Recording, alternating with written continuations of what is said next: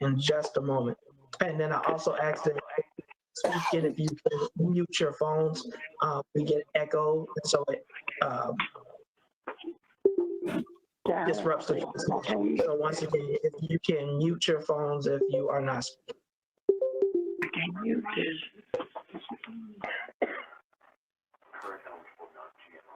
This conference.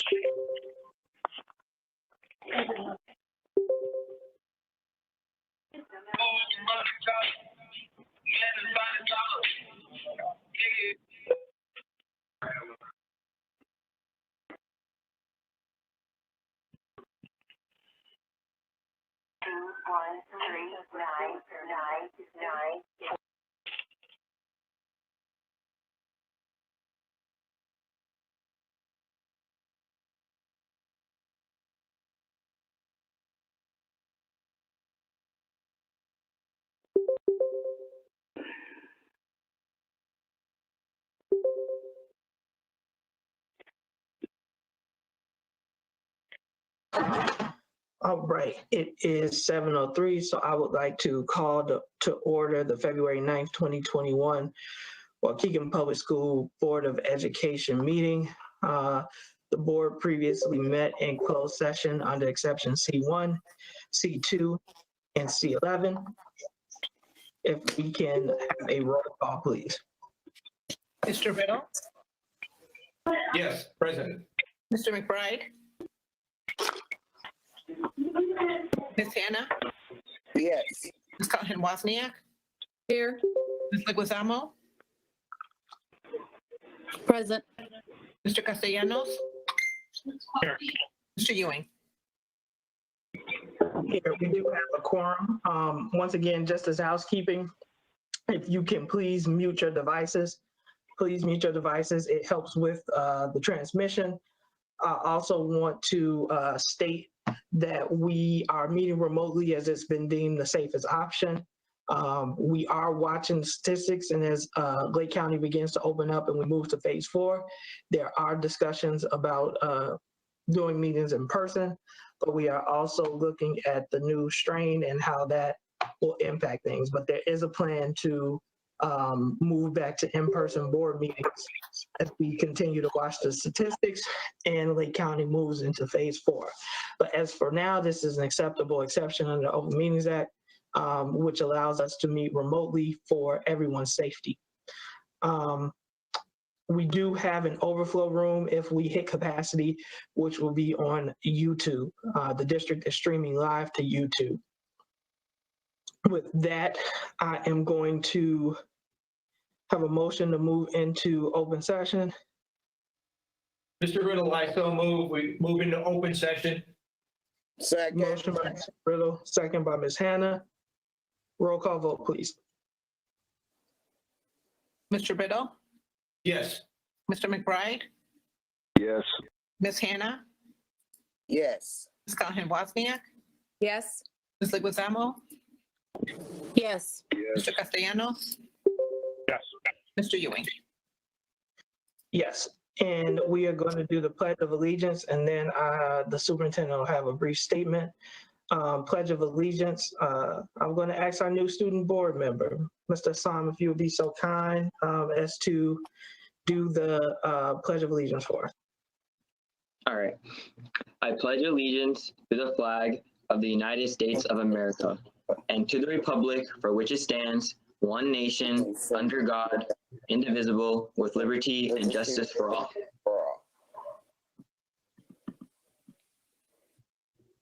Thank you so much, sir. And Superintendent? Good evening, Waukegan Public Schools community. Before we begin this evening, I want to acknowledge the anger many in our community are feeling in light of a racially insensitive language that was used in a classroom assignment at one of our elementary schools. The use of terms such as colored people in assignments is absolutely unacceptable. And parents' anger and frustration in this situation is warranted. I want the community to know that this language does not represent the values or work we do in our school district and in our Oakdale community. While we understand that the teacher's intent was not malicious, This is a powerful reminder of the work that remains to ensure that providing our students inclusive and equitable learning environments at all times. This is just another example of why we must continue to educate our school and our district staff in culturally sensitive and cultural material. We need to learn from this mistake and be better moving forward. It is our responsibility as a district, and I promise you, this is not a responsibility that we take lightly. Thank you, Board President. Thank you, Superintendent. I just have a brief statement too. So there was an email that went out which informed the community about two finance presentations, virtual finance information sessions, where our district's finance team will present an overview of our district's financial condition and answer questions that might be present. These meetings come at the recommendation of State Rep. Rita Mayfield, following communications in regards to one of her bills known as House Bill 548. So I encourage the community to come out to hear about the district's finance. There are platforms each Tuesday to ask questions as it relates to the district's finances. And we also have our 3 committee meetings as well as our tax levy hearing, which are also opportunities to ask and address questions concerning the district's finances. So those dates again, which I'm sure you'll be seeing on social media, and we'll be putting some things out. They will be virtual, but they are coming up quickly on February 18th at 6 p.m. and February 22nd at 1 p.m. And to piggyback on what the superintendent stated, as a parent of students and Black boys, is seeing colored people in 2021 is disappointing and unacceptable. And so I appreciate the superintendent's words, but I know that there are many who want to know what the plan is to address it. So thank you, Superintendent. Thank you, community. And what we are going to do now is actually something that I've been looking forward to, and that is a resolution of honor for Pastor Wallston Francis. Hey, Mr. President, before you move forward, can I make a statement regarding that too while we're talking about it? And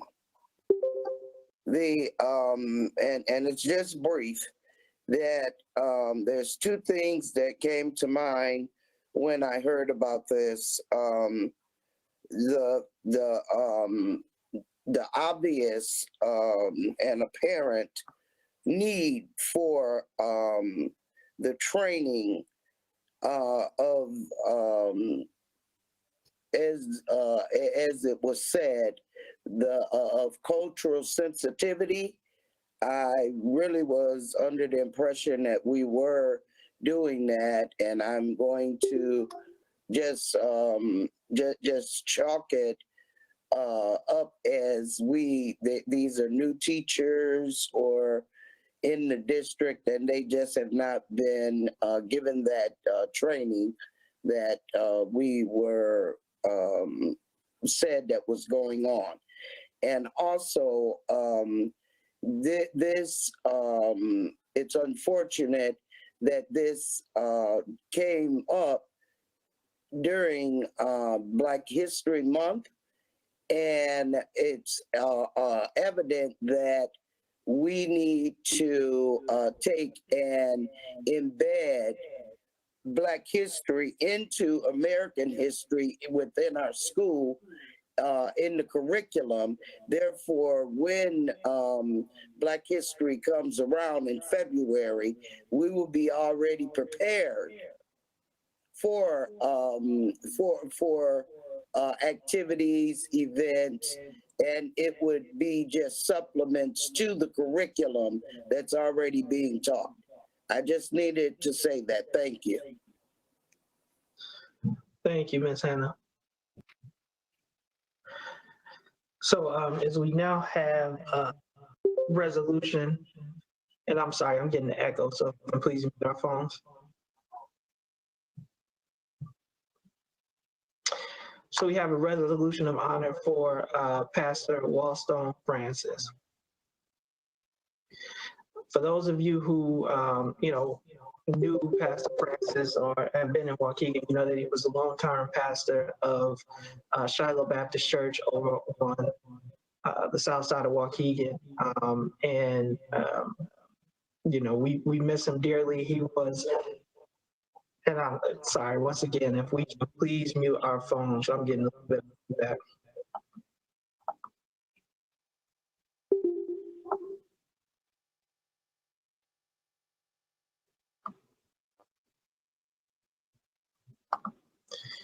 All right. So, yeah, Pastor Francis was a long-term pastor. I was able to serve with Pastor Francis on the Waukegan Faith Council. I'm sure Mr. Grimes is on the line. And so that was a relationship, you know, that was near and dear to my heart. So I'm glad that we are able to do this resolution of honor. And do we have any family representatives on the line?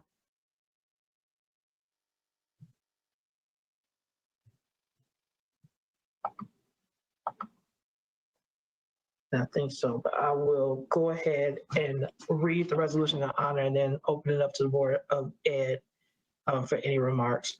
So this is a resolution of honor recognizing the service and life of Reverend Wallston B. Francis, 1953 to 2020. Whereas Pastor Wallston Elisha Francis faithfully served the Waukegan community for nearly 30 years while showcasing the importance of being a lifelong learner.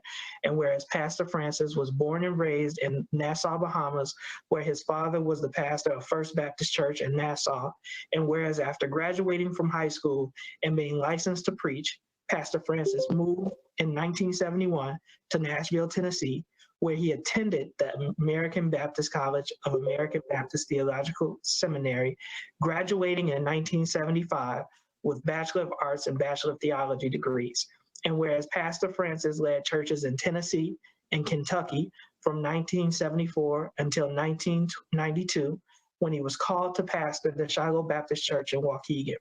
And whereas for nearly 30 years, Pastor Francis served Waukegan and the surrounding community with integrity, and he was highly regarded for his inspirational teachings and his passion for both learning and serving at Shiloh Baptist and in the community as a whole.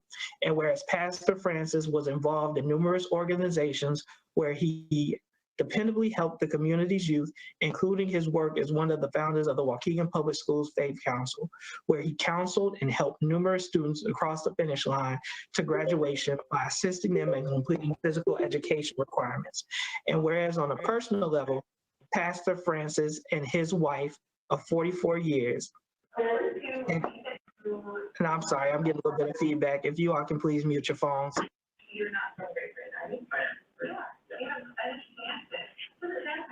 I apologize if you're not on mute, if you can please mute your phones. Thank you so much. Orr's Life Angeles shared a passion for helping others, and together they fostered 13 children and legally adopted 4 children. And now therefore be it resolved that the service and life of Reverend Wallston Francis to the Waukegan community be declared exemplary, so that the Board of Education extends its heartfelt, sincere sympathy to all those who mourn his passing. Be it further resolved that this resolution of honor shall be spread across the official minutes of the board, adopted this 9th day of February 2021. I so move. Motion by Board Member Hannah, Second, Leguizamo. second by Board Member Leguizamo. All right, if we can have a roll call vote, please.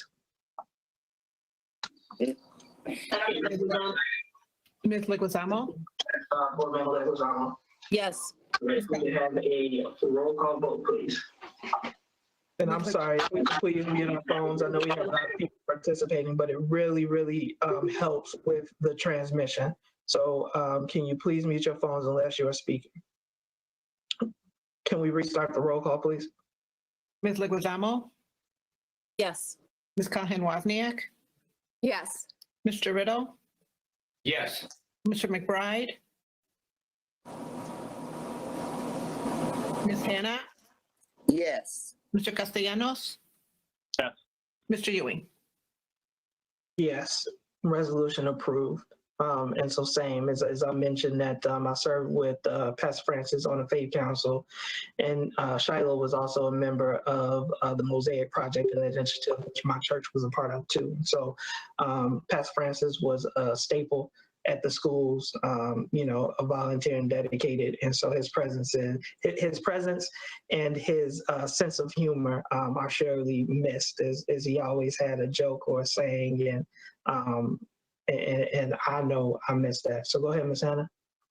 Oh, I just wanted to echo that I remember when Pastor Francis began the faith-based council over at the high school, and he brought pastors from all over into the high school to assist with the mentoring of the students, and it's still ongoing to this day. And one of the things that they began with was the 6 a.m. mentoring with the exercising and just the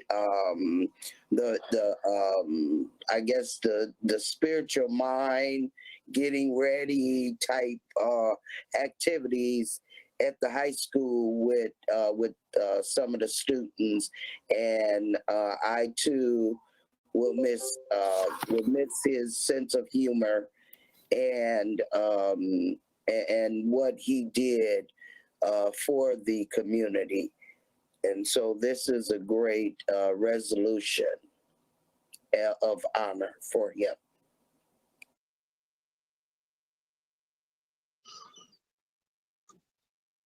I would echo, this is Mr. Riddle, I would echo Ms. Hannah's words and our board president's words.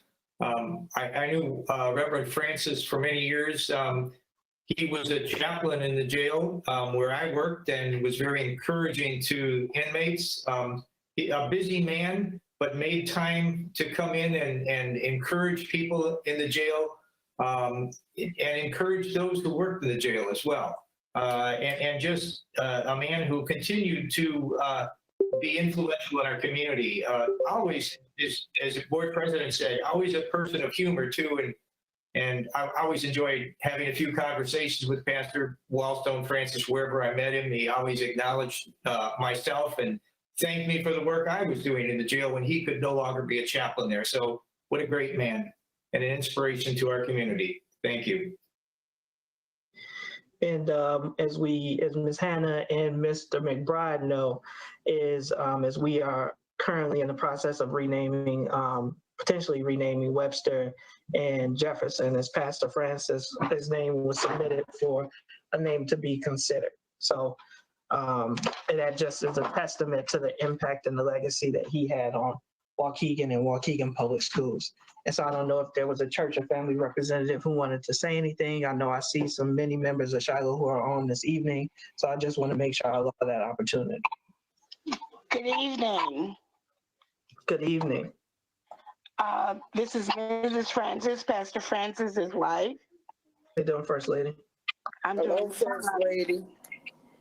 To the board president, to Nicholas, and the entire Waukegan Public School Board, I would like to take this opportunity to thank you for honoring my husband in such a way. Pastor Francis was a man of integrity. He unselfishly gave of himself to the Waukegan schools and the community. I must say, the road he walked will take young people on a journey to accept Christ, to live, to love, and to be educated. Thank you very much. Thank you, First Lady. That's a true testament to who he was. Mr. President Ewing, Yes, is it possible for me to say a brief word, please? of course, Mr. Grimes. Thank you so much. Yeah, Pastor Francis was such a warm-hearted kid at heart, We always had so much fun, as Brandon, Mr. Ewing said, in our faith council meetings, and Mr. Ewing was an integral part of all that to this day. He loved his oatmeal raisin and cookies. I told that to Mr. Adlajakis. He was just warm, friendly, and with that PE makeup, at least 40 of our young ladies were able to graduate as a result. These young ladies showed up at 6 o'clock in the morning at Shiloh with 3 of our retired teachers and Pastor Francis. And he did that a lot with the people that you don't even know. He didn't want any recognition, but I felt the need to say that. Thank you, President Ewing and Nick Alajakis and Mrs. Francis. God bless you. We miss and we love him dearly. He's sorely missed. Thank you. Mr. President? Yes. Yes, this is Pastor Johnson, Wellington Johnson. How are you doing, Pastor? Yes, doing well, doing well. I just want to commend the board for what the board did tonight in honoring my friend and brother. I served as his pastor for a number of years and performed the marriage of Wallston and Angie years ago. But I just want to say congratulations to the board for what you did. You honored an awesome man of God, a man of integrity, and I know that he has some large shoes to fill. So my prayers will also be with Shiloh as they seek a pastor. But again, congratulations to the board. Thank you for honoring my friend and my brother. And God bless you, Sister Angie. Blessings on you all. Thank you. Thank you so much, Pastor, for joining us this evening. Thank you. All right. So we will provide a much nicer version that I will deliver, and we'll organize and coordinate drop off or pick up with Mr. Alajakis. So thank you so much. We lost some giants this year, right? It's been a year of loss and our community has not been untouched. We honored Pastor Gas a month or so ago, and to have Pastor Francis, gone too as they leave, and all the other, losses that we've suffered as a community. Those individuals will be missed, but their legacy lives on. Absolutely. We are here at our approval of the minutes. So we have our approval of the meeting minutes of December 8th, 2020. And do we have a motion to approve? I make a motion that we approve the minutes as presented. Thank you, Mr. Mr. Riddle, I'll second that motion. I did send a couple changes in to Mrs. LaCour, and those were some typos and a few extra things. So I'll second that. Do you want to read just what those changes are for the record? I don't actually have them in front of me. I mailed them to her the other day, and she incorporated them. It was basically regarding the presentation about the Little Fort Lions. So it was just some informational items. Thank you, Mr. Riddle. So we'll need to approve with those recommended changes.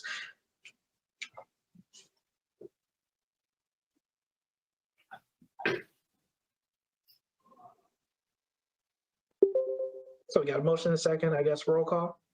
Mr. Riddle, Yes. Mr. McBride, Ms. Hannah, Ms. Hannah, Yes. Ms. Callahan-Wozniak, Yes. Ms. Leguizamo, Yes. Mr. Castellanos. Yeah. Mr. Ewing. Yes, and I do apologize. So minutes approved. I do want to give the opportunity. I would be remiss is I do believe that Supervisor Jones is on the line. Supervisor Jones, are you with us this evening?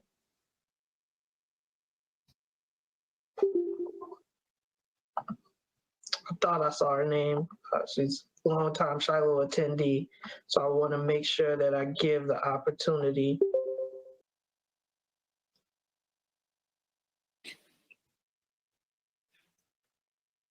All right, she might have fallen off, but yeah, Supervisor Jones did want to make remarks, but my phone died and I did not get that in time, so I apologize. All right, so we are going to keep moving with our approval of the minutes of the open session of January 12th, 2021. I make a motion that we approve the minutes as presented. Mr. Riddle, I second that motion. We got a motion and a second. Any comments or corrections to the minutes? I have one little correction on page 7. I'm talking about a suicide of a student at Glenbrook North and not the suicide rate. It's just one incident. So do we approve with that recommended change? We have a motion and a second. Yes. Roll call vote, please. Mr. Riddle, Yes. Mr. McBride, Yes. Ms. Hannah, Yes. Ms. Callahan Wozniak, Yes. Ms. Leguizamo, Yes. Mr. Castellanos. Yeah. Mr. Ewing. Yes, item approved, motion carries. We now are at opportunity for public comment. So this is an opportunity where the community can address the Board of Education.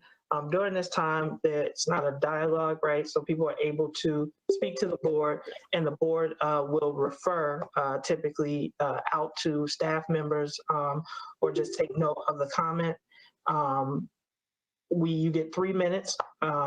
We do ask that you refrain from using student or staff names in your remarks. If you need translation services will be provided for you, and that will give you 6 minutes on the clock to allow for translation. With that, Mr. Alajakis, do you have the public comment sign-up sheet? Good evening, Board President. The first name this evening is Adriana Gonzalez. Ms. Gonzalez, are you on the line? Yep. All right, whenever you are ready, please go ahead and start speaking. Yeah, so I want to begin by extending my condolences to the Shiloh community.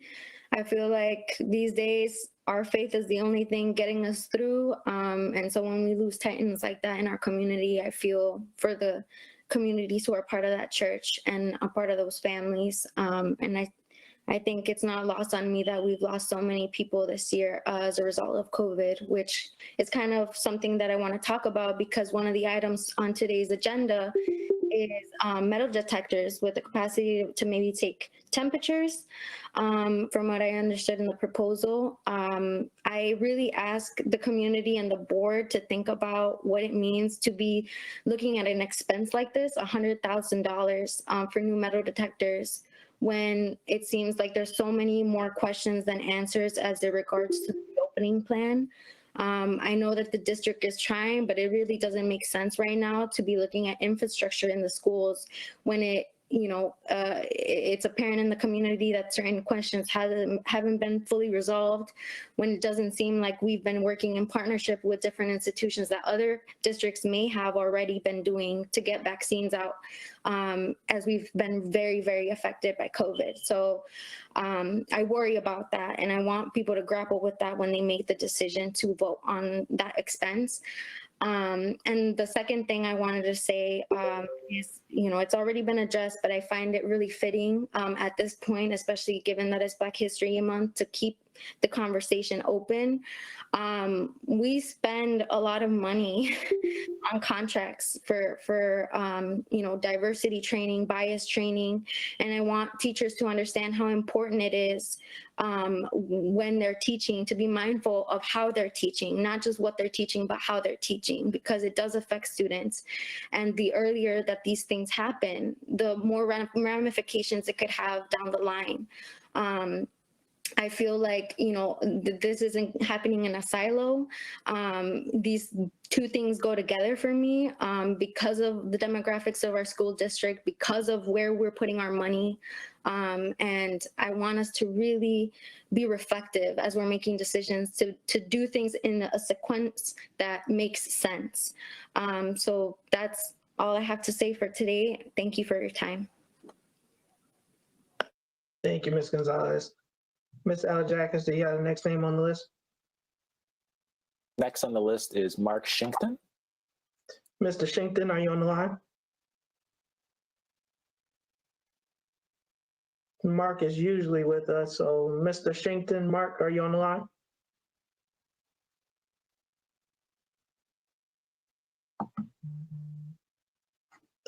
All right, Mr. Shinkton, if you are listening but having technical difficulties, I would ask that you just make it known in the chat, or you can also email me, bxewing, bewing@wps60.org, bewing, E-W-I-N-G, at wps60.org. Mr. Alajakis, next name on the list. The next name on our list is Margot Gillen. Ms. Gillen, are you on the line? I am. Can you hear me? We can. So whenever you're ready, Margot, your time will start when you start speaking. Board of Education, Administration, and Community. This week has been tough in our school community, but we are Waukegan. We are Waukegan strong. We are Waukegan proud. Out of such hard times, we will grow and become stronger. Let us not look to blame, but take personal responsibility and find solutions to problems going forward. Think, ask yourself, what can I do moving forward to address the issues we face? Now is not a time to become exhausted and overwhelmed. Now is a time to step up and lead with strength and determination, both individually and collectively. Try to step out of your comfort zone and perspective and understand the other persons as humans also struggle. Reflect on why you are where you are and realize that times of crisis can bring out chaos, but also growth. Remember, you do not know other stories and they do not know yours. With this in mind, let us work for solutions in true communication and collaboration. The pain is real, but the hope is much stronger. As you face tough decisions, remember to listen with open hearts and minds. Listen for solutions, remember the past, learn from the past, but give up the blame and anger and move forward. Thank you. Thank you, Ms. Gillen. Mr. Alajakis, do you have the next name on the list? Next on our list this evening is Ray Vukovich. Mr. Vukovic, are you on the line? Yes, I am. All right, Mr. Vukovic, your time will begin whenever you start. Yes, at the January 12th meeting, the board approved paying $58,085 for the payment of property taxes for 214 Washington Street. Where is this money coming from? Has the proper paperwork been filed to make this property tax exempt? Have any of you driven past this building lately? The snow and ice on the sidewalks that border this property hasn't been touched. The poor pedestrian is at great risk. You bought the property, you need to maintain it. The sidewalks are not shoveled, yet the parking lot of this unused building has been plowed. I asked the board president on January 27th if District 60 is plowing this lot. I'm still waiting to hear from him. I've also talked in the past about the Freedom of Information Act. I've done some research and found that Illinois School Code states, quote, the president or district superintendent shall at each regular board meeting report any request made of the district under provisions of the Freedom of Information Act and shall report the status of the district's response. When are you going to comply with the state code and make these reports? Thank you. Thank you, Mr. Vukovic. Mr. Alajakis, do you have the next name on the list? The next name this evening is Kimberly Jones. Ms. Jones, are you on the line?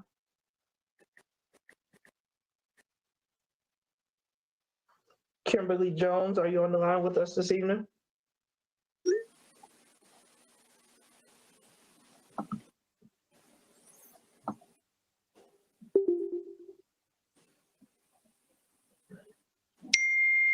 Okay, Ms. Jones, if you are having technical difficulties, if you want to just make me aware by typing in the chat. Otherwise, I'll make it available too. If you would like to email me your remarks to Ewing, E-W-I-N-G, at wps60.org. I will be sure to read them into the minutes. Mr. Aljackis, are there any other names on the list? The next name, it simply says Margot. I assume that's Miss Gillen, unless there's another Margot. Been there, done that. Thanks, guys. Sorry. Then that concludes the names on tonight's sign-up sheet. Thank you for all of those who provided comments and commentary. We can get the agenda back up on the screen.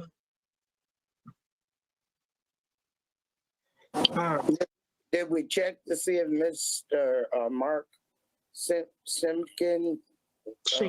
Yeah, I didn't see his name, Ms. Hannah, so I did make it available to type into the chat, but I did not see his name. Thank you. Okay, now we are at our consent agenda. It's approval of the National School Lunch Program Equipment Assistance Grant Purchase. This is, the consent agenda is done. Normally there are multiple items. We do it at once in order to make the meetings move much more efficiently. It's not done to hide anything. It is done to expedite the work of the board, because those who attend our meetings regularly do know that sometimes we can go rather long. Any board member can request that any item be held out for any reason. There's only one item. So are there any questions on the item in the consent agenda? If not, I'm going to ask for a motion. Yeah, one question. Are we going to, are these reimbursable? Hello? Yes, you had called Kimberly Jones' name and I was saying hello, but I don't think you all could hear me. We could not, but I'm glad that we got you, Ms. Jones. So I do apologize, Board of Education. Ms. Jones, what I'm going to do is, because we have a first and a second on the floor, from a procedure standpoint, I'm going to take the vote and then I'm going to come back to you, okay? Okay, sounds good. Thank you. Thank you so much. All right. Ms. Hannah, can you finish your question? Yes, I was just wondering if this item is a reimbursable, oh, wait a minute. Yeah, it's a grant from a grant purchase. And so this is not a reimbursable item, right? Superintendent? Ms. Hannah, I just want to make sure I'm understanding the question. Can you please ask the question one more time, please? Okay, we're going to approve the the equipment for the purchase of the school lunch program. And is this a, I know we have a grant, and so I guess maybe it makes it a moot point about reimbursement. Am I right? Or is this a reimbursable item? Yeah, I think I'm understanding your question, but I'm not quite sure. So Ms. Polk, can you please address this question? Yes, this is Ms. Polk. This has been submitted in the grant narrative. And historically, what we've done is use our local money and then we submit the expenditure report and get reimbursed for it. But this is not one of those things, right? I'm not quite sure, but I would answer it to say that more than likely, we're going to use local money to pay for it initially and then submit our required reports and get reimbursed for this allowable expense. All right, very good. Thank you. Oh, you're welcome. Thank you, Board President, I make a motion. I don't think we have one yet. This is Mr. Riddle. I'll make a motion that we approve this item for the National School Lunch Program, equipment needed. And I'll second that. Charlotte Callahan Wozniak. Motion, Mr. Riddle, second, Ms. Wozniak. We already had some discussion. I thought we had a first and a second, but maybe not. So we have a first and a second. Roll call vote, please. Let me just clarify something. We have a lot of equipment in our schools, and this, to me, is something that directly affects our students so that we have the proper working equipment in our kitchens. For example, working adequate cooling for our refrigerators, and yeah, our stoves, all of that, to make sure that we are preparing the food for our students properly. So we have a lot of equipment, and I'm not sure if this is just going to be for one school or if we are going to be looking at other schools to update the equipment. And also our food service at one point, they were instrumental in helping with the replacement of kitchen equipment. And I certainly hope that we are looking at that that option as well. Thank you. Thank you, Ms. Hannah. Any other questions or comments? Board President, this is Alicia. I can respond to Ms. Hannah. Go ahead. So every year, ISB offers school districts throughout Illinois to apply for equipment grants. This year, we were awarded an equipment grant for Brookside and Juarez. 2 years ago, we were awarded for Webster and another school. So every other year, I'll apply for a grant to help with replacing our kitchen equipment. And so this year, they approved the 2 schools that are listed here. And then when it comes out again, I'll reapply. But in the meantime, we are continuing to update our equipment in each cafeteria as the need arises. Thank you. Thank you, Ms. Williams. I knew you'd be on top of it. Thank you. All right, so if we can have a roll call vote, please. Mr. Riddle, Yes. Mr. McBride, Yes. Ms. Hannah, Yes. Ms. Callahan-Wozniak, Yes. Ms. Leguizamo, Yes. Mr. Castellanos. Yes. Mr. Ewing. Yes. Consent agenda approved. All right, we are going back to public comment. Ms. Jones, are you there? Yes, I am. There you go. All right, so we're gonna put 3 minutes on the timer. Your time will begin when you start speaking, whenever you're ready. Yes, I just wanted to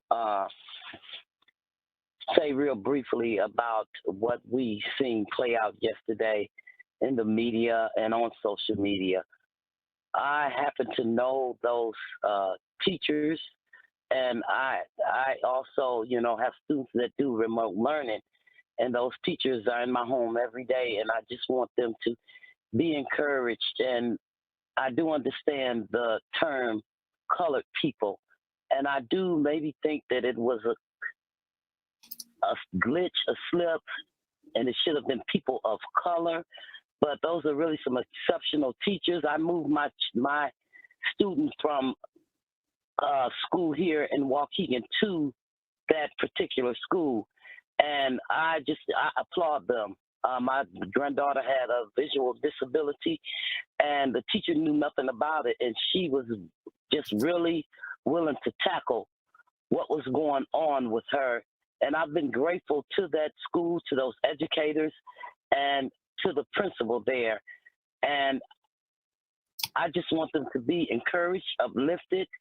I could say, equally the same about the educators and the principal, that I have seen them really from day to day do an outstanding job, and to come into my home through e-learning and be a part of my family.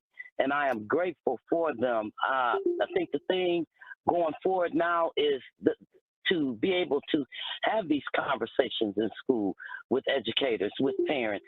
That's the thing. The time is now. And we really need to do that, to work on a better District 60 for our children, that they may too come together.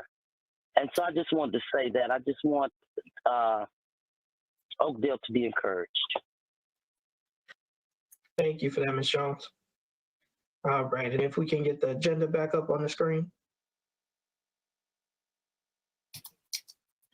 All right, we are now at personnel. So I'm sorry, no, we are not. We are at purchases and contracts. If we can go to 10A.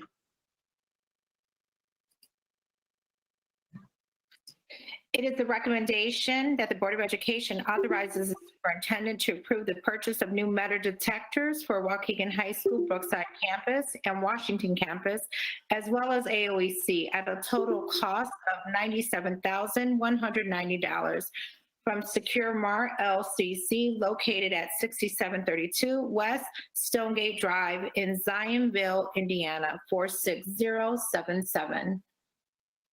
Mr. Riddle here, I still move that we accept the motion as presented. Motion by Mr. Riddle, I'll second that. Charlotte Callahan Wozniak. second by Ms. Wozniak. Any comments or questions on the motion?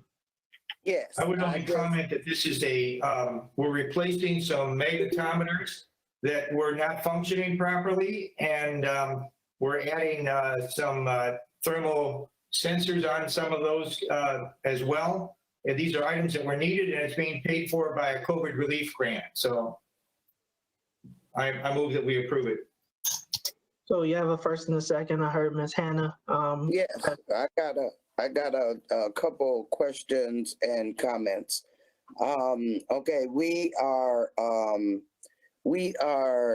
getting the metal detectors with the thermal cameras, and we also, at a previous meeting, we approved the self-certifying application, and I'm just wondering, do we need both of them?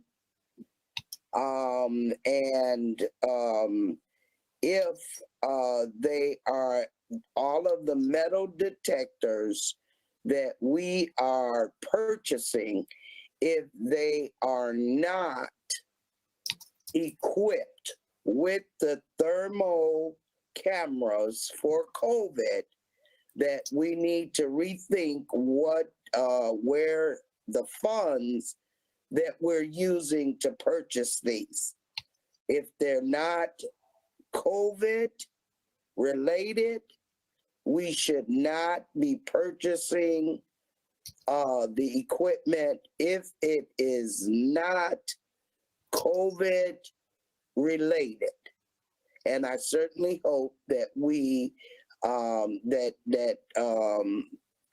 the superintendent makes sure that that is what we are purchasing, and not just regular metal detectors in replacement of the ones that we already have. So Superintendent, do you want to address that, or do you want to have Deputy Milton address it? We currently have Deputy Moulton with us, but we also have Bill Heelan, who is an ESS. Mr. Moulton, how would you like to handle this? Do you want to pass it to Bill, or do you want to speak first? Thank you, Superintendent. I'll make a comment, and then I'll pass it to Mr. Heelan so he can address additional concerns. Good evening, everyone. So the Safety iPass Crisis Go software that was purchased, that was recently approved by the Board of Education, does not have the ability to take an individual's temperature. So this measure with the temperature detection software for these metal detectors is in an effort to help streamline the entry process at the high school campuses, both campuses, as well as AOEC. And this will also assist with the general screening process at those individual schools, because the security screening is already part of our standard procedures. Mr. Heelan, is there anything you would like to add? Thank you, Mr. Moulton. I would just like to make known that most of our metal detectors are from 2006. The metal detectors that we are getting will all be used to be able to take temperatures. They will all be set to be able to take a temperature and the reading. We had 4 units that we are able to supply for the readings of the temperatures, which will be added onto our machines. But our other machines are too old and outdated to be able to do the system that we're going to be able to need to get these students through the door in a fashioned amount of time, and yet take their temperature and also be a metal detector. I looked through several different units before, and this is one that is SIA, and they are the best known. and they work with us, and we can also get a package which they gave us so without preventative maintenance on these. So the machines we have had has lasted a long time. They're just not working as well now.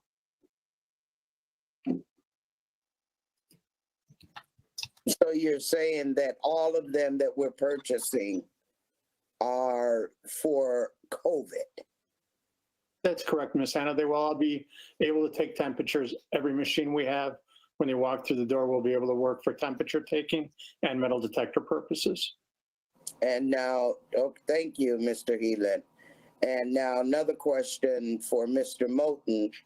If we are buying them for the high school as well as AOEC, what are we going to have in the middle schools and the elementary schools? Because they're going to be they too have to enter into the buildings. And so what are we going to be doing for them too? Thank you, Ms. Hannah. So currently, this type of equipment is not utilized at our middle schools. So we're going consistent with where the equipment is currently used at the 2 high school campuses in AOEC as part of our standard procedure.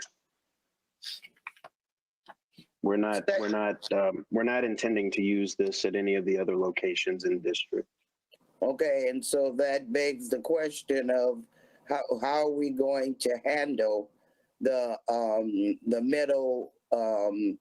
middle schools and elementary schools, and they're kind of in the same situation as the high school. People are entering back and forth, and so what are we doing there in those buildings?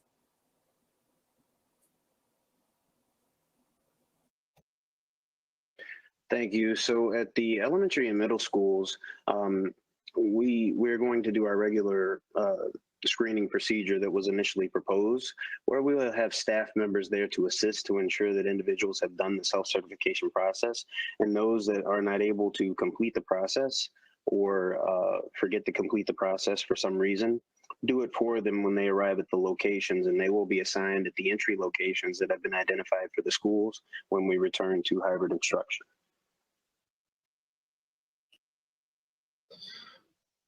Thank you for those questions, Ms. Hannah. Are there any other questions related on this item? So I did have one, as I understand the concerns that are laid out as it relates to metal detectors, and it goes with moving away from institutionalized field in our public schools. Ms. Leguizamo has talked about this with the barbed wire that exists on some of the fences, and this has been a conversation as we discuss SROs, and it is a discussion as we look to purchase metal detectors. When somebody asked me how old the metal detectors were, I'm glad I knew that, Mr. Heelan. I said that they were purchased my freshman year, right? And so the current metal detectors that we have are old. And I look forward to the day when we remove all metal detectors from Waukegan Public Schools. But as Ms. Hannah questioned, if these are to help our students more get through the screening process quicker, if it is another mechanism used to help with COVID screening and temperature readings, then I'm inclined to support the motion. I have a question, Brandon. Go ahead, Mr. McBride.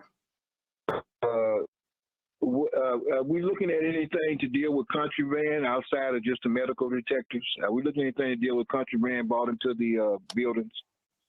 And for contraband, just want to make sure you're not talking about weapons, but like some of the things that we deal with, like drug paraphernalia. Drug paraphernalia. Mr. Moten. Or Heelan. I'm sorry, Mr. Heelan. I know you were here and available too. My question, are we looking at anything in the future to deal with that? Because I think that's a big issue. Yes, sir. Thank you, Mr. McBride. To answer your question, yes, we are looking into several other products that have come out that can help with vaping situations and everything else.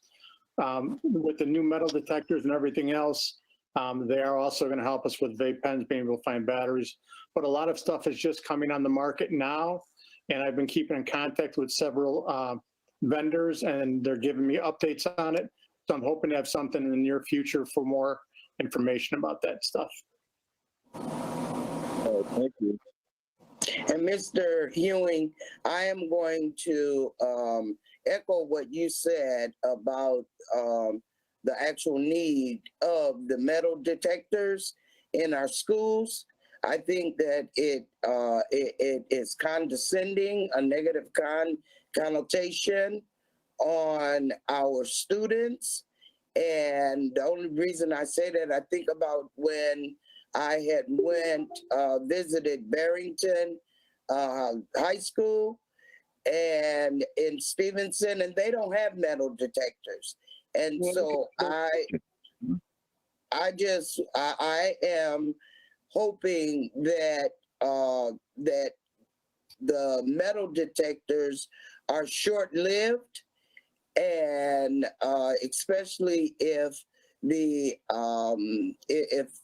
evidence of the need for the metal detectors are not present in our schools, then we don't need to subject our children to metal detectors. I just wanted to add that into it for the minutes. I want to just make a comment on that. The demographics are different, Stevenson and Barrington. The reason we have metal detectors because I think, Ms. Hannah, you and I, back in during the time, the reason why we got them here, and that is because of the fact where, like I say, the demographics are different, and not only that the crime rates are different, and the things that some of the things that acquired in our community also too reflects right into our schools. I think that's why the metal detectors are there. Unless I'm wrong, I could be wrong.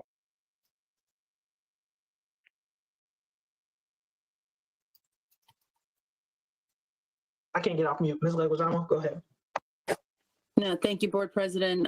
This question is for our legal team. I know I sent a bunch of my questions in advance, but I forgot about this one. So for the legal team, Ms. Vanderbroek, I'm wondering, do we need to update any board policies as it relates to taking body temperatures at random and not within a nurse's office? Ms. Leguizamo, I'd have to look into that and get back to you. Thank you, Ms. Vandenbroek. Thank you. All right, so we have a motion and a second. I don't know, and I'm not going to put you on the spot, but I want to make sure you feel a part of the dialogue. But Mr. Fasani, do you have any opinion on the issue, or would you rather wait to student board member time? Yeah, so after listening, everyone's comments and, being a student that goes through metal detectors, I do have thoughts, and I can probably voice my opinion of many other students as well. I do think that metal detectors are something that students may feel like they're being violated, or their personal space or personal items, they feel like, people are checking it and they don't like that. Of course, I know that this is for safety reasons, drugs and anything, some type of weapon. And like Mr. Ewing, you mentioned, Board President, you said, you look forward to the day that metal detectors won't even be necessary. And I agree as well. I do think that another issue about metal detectors is that it's a long line, and people go through that, and sometimes people come late for class due to metal detectors, and they get a tardy, and that goes on their attendance, and parents may ask, oh, why were you late to class? So that's another thing, is that how can we prevent that? How can we make it so students don't get late to class because of the metal detectors?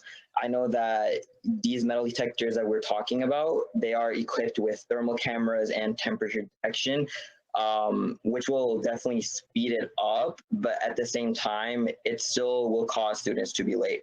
So that is something that I guess I kind of wanted to mention, is that how can we make it so students don't get late to class, not only in hybrid learning when it does happen, or if it does happen, but also when we're back in school for future reference. So that's one question that I just wanted to bring up, and my opinion as well.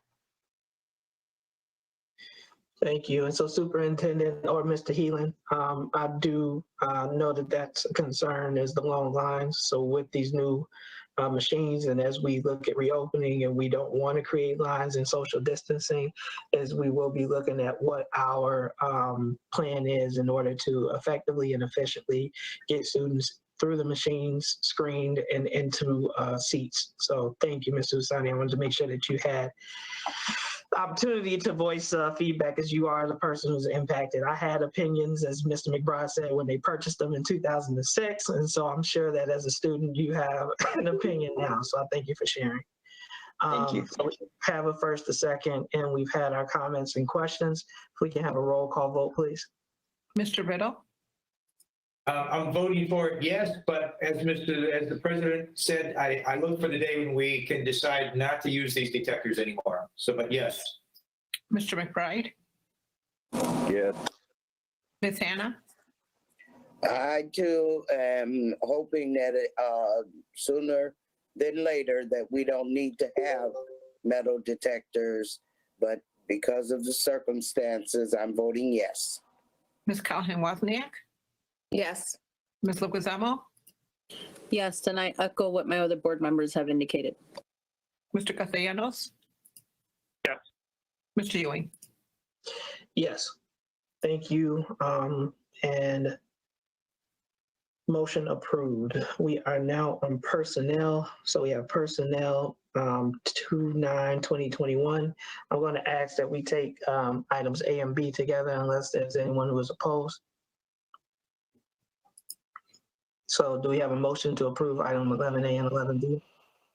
Ms. Leguizamo, Read those first. Or we take the motion in a second, and then the superintendent will read the narrative. I'll motion that we approve both items 11A and 11B then. And Ms. Leguizamo, second. Ms.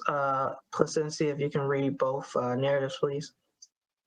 It is a recommendation that the Board of Education accept the administration's recommendations to approve the appointments, retirement extensions requests, and accept the retirements and resignations as found on schedules F951, L898, and G609. Item B, it is the recommendation that the Board of Education approve the settlement agreement in the form presented by the Co-General Counsel and authorize the Board President to sign the agreement. All right. Any comments or questions on the motion? Roll call vote, please. Mr. Riddle? Yes. Mr. McBride?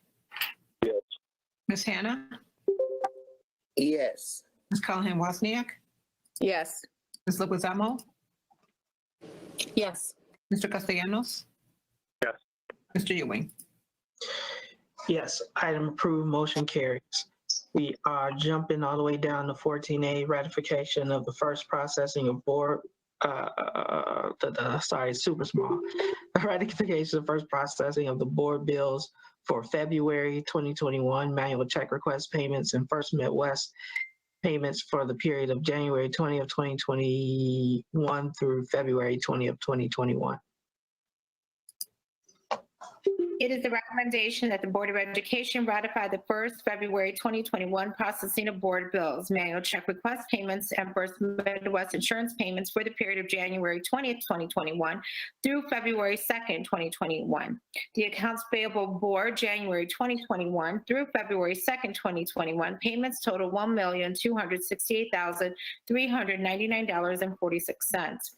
The manual check request payments for the period of January 2021 through February 2nd, 2021 total $1,423,615.73. The First Midwest insurance payments for the period of January 2021 through February 2nd, 2021 payments total $1,961,883.06. Mr. Riddle, I so move that we approve the motion as read. Second, Callahan-Wozniak. All right, got a motion and a second. Any comments or questions on the motion? Yeah, I just want to say that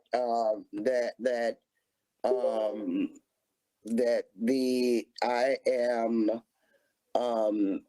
am watching our finances in light of recent developments, but I just would like to caution us to make sure that spending is exact and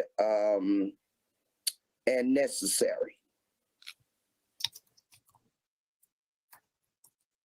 Thank you, Ms. Hannah. Any other questions? Ms. Leguizamo, you have a question?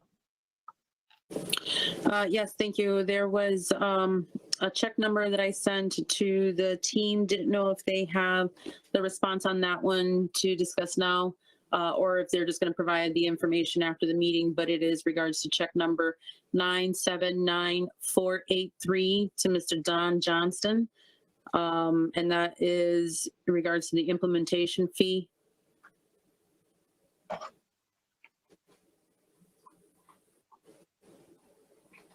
I got the response in regards to the 3 that I questioned, but this one is the only one that was still pending.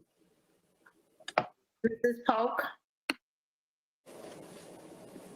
Yes, the Don Johnston contract was approved by the board, I believe, in August. I don't remember the exact year, but that was an approval by the board. I don't know what your specific question was regarding this, but if you would forward that to me through the superintendent, I will be sure to respond.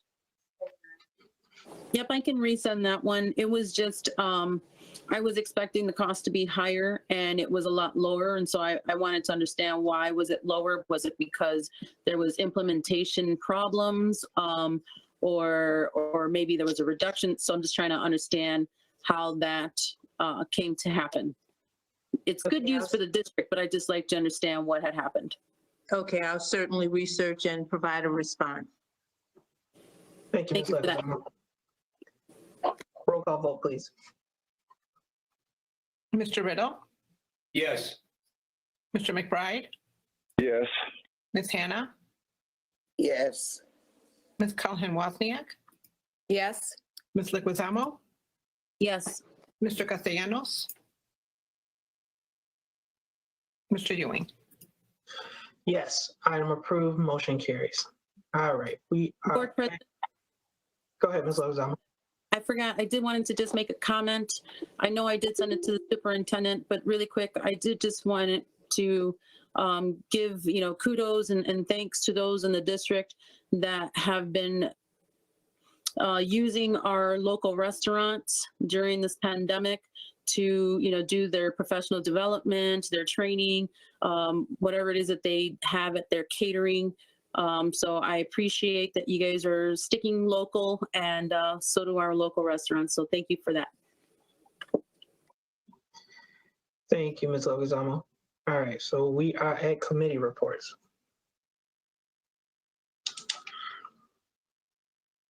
Do we have any committee reports? If not, we're going to move on to student board member report. I can get the party started if no one wants to. Or committee reports? Yes, sir. Okay, go ahead, Ms. Leguizamo. Thank you, Board President. So this is for the PTAC committee, which is the Parent Teacher Advisory Committee. We did meet on February 3rd.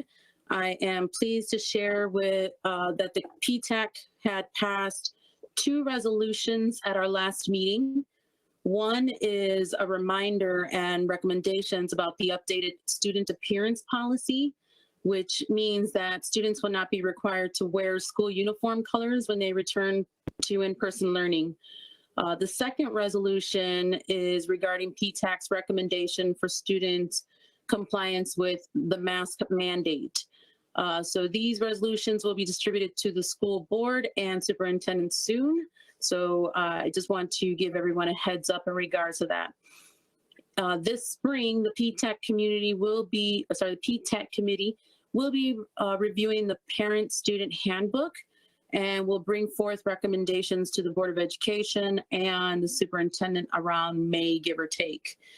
We are always looking for the community to have a voice, and we invite anyone, if you'd like to join the PTAC committee, please email Eric Christensen at echristensen@wps60.org, or you can find the PTAC committee information on our website, which is wps60.org. Our next PTAC committee will be held on Wednesday, February 17th at 6 p.m. That's the committee reports for the PTAC. Thank you. Thank you, Ms. Leguizamo. All right, student board member report. Hello. So I do actually have, I guess, some type of report. So first, I just wanted to say thank you to everyone who did participate in the service learning project that me and my other team members, along with our sponsor, Ms. Leguizamo, and the ROTC instructors that participated. I just want to say thank you for participating in our virtual and also our pickup kit. I know Ms. Wozniak, she also picked up, I think, about 3 to 5 kits, if I remember correctly. So thank you for that. So there's that. And then next, I just wanted to bring up something that I think will help me as a student board member to voice students' opinions and problems or things that they might have. It is creating a social media page for the student board member, whether that be Instagram or Facebook. It could be both as well. And I think that it could also be passed down to future student board members. The password can be something general, and the information in the settings can also be changed easily. So it is definitely adaptable. Where I could put Google Forms and different announcements or different things on that platform page for students to contact me, and that information that students do contact me with. It would be, of course, private between me and the student. And I definitely think that it is a good way and a easy way for me as well to voice their opinions. Whether that be a curriculum problem, a school problem, or anything that they might have and that they would like me to share to the board. And lastly, and so that was my report for that. And then lastly, I did want to mention again, like I mentioned last time, about the elective study hall that is being considered. I do think that it is something that will definitely benefit students, and I have even talked to some teachers, and teachers also agree. Of course, those are just some of the teachers I talked to. Some teachers may agree and some teachers may not. But I personally, and from what I've heard from other students as well, I think that it is something that will definitely benefit students with their learning and their homework, especially if they can't do it at home. And if there is an update regarding how far along there is about that, if that is being, 70% considered or 80%, things like that, I would definitely like to know if possible, yeah, I think I would say that's about it. And thank you again. Thank you, Mr. Sani. I know I was doing a presentation to high schoolers last year, and they told me only old people are on Facebook. So I also work with you to maybe find the most appropriate way, because I think Facebook will be awesome. But if you actually have, better suggestions on what platforms we should use, right, I think we should be open to that. At one point in time, I was a young guy on the board, but I realized that is no longer the case. So I trust that you have a better, way of connecting with students than I may. And so we trust that advice. Yeah, I definitely think that we could also find out from other students as well what platform they prefer, and if there's any other platforms that we may not know of or I may not know of, and we can go with that as well, and go with the majority vote for that. I think that's a great idea. Miss Placencia, I know Mr. Sani asked a question as it relates to study hall. So I know maybe at the student achievement, if we just want to provide an update as to where we are in that progress, considering it, not considering it, but that is something that ESA and students have been asking for and saying would be helpful. Yep, we will discuss that and we will discuss the philosophy behind it, and we'll come back with that. Thank you so much, Superintendent. Delegates report, Ms. Hannah. Yeah, just I would really like to encourage the board members to look at the webinars that have been sent to you all. They're very interesting, full of information for board members. And also, I think we have a dinner coming, coming up for ISB, and check with Maria if she has not already contacted you. And there's a lot of, the candidates webinar is coming up on February 11th. And then there's another one on March 18th. The one on February 11th is at 1 o'clock. The one on March 18th is at 6:30 p.m. and it's not like a new board member board candidate. It's not that. It's for all of the candidates. So hopefully everybody who's a candidate will be able to join.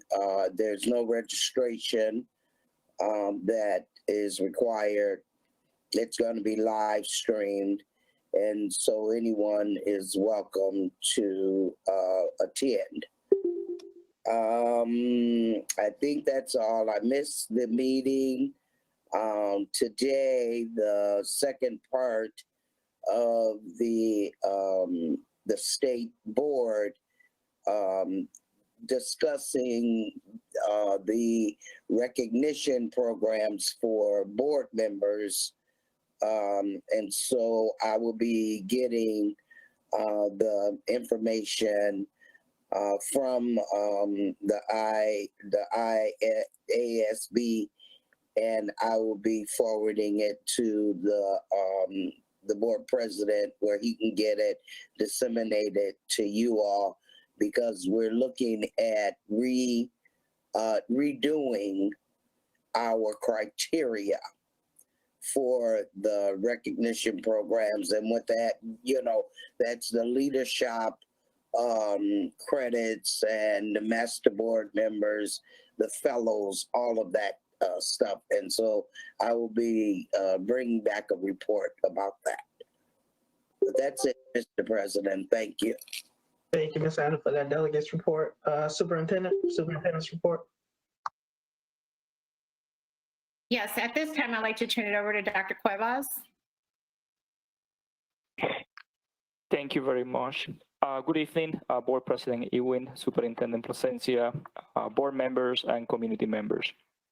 Tonight, I would like to present the initiative for the technology that would be needed to have hybrid classrooms. So if we can move to the next slide, please.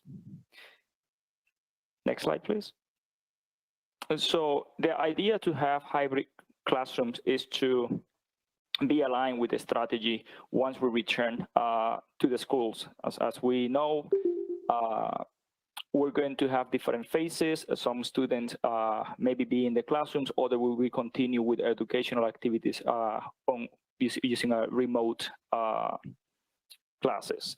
So in the district, we have 1,200 classrooms from pre-K to 12 to 12th grade. So that's the number of classrooms that we have in total.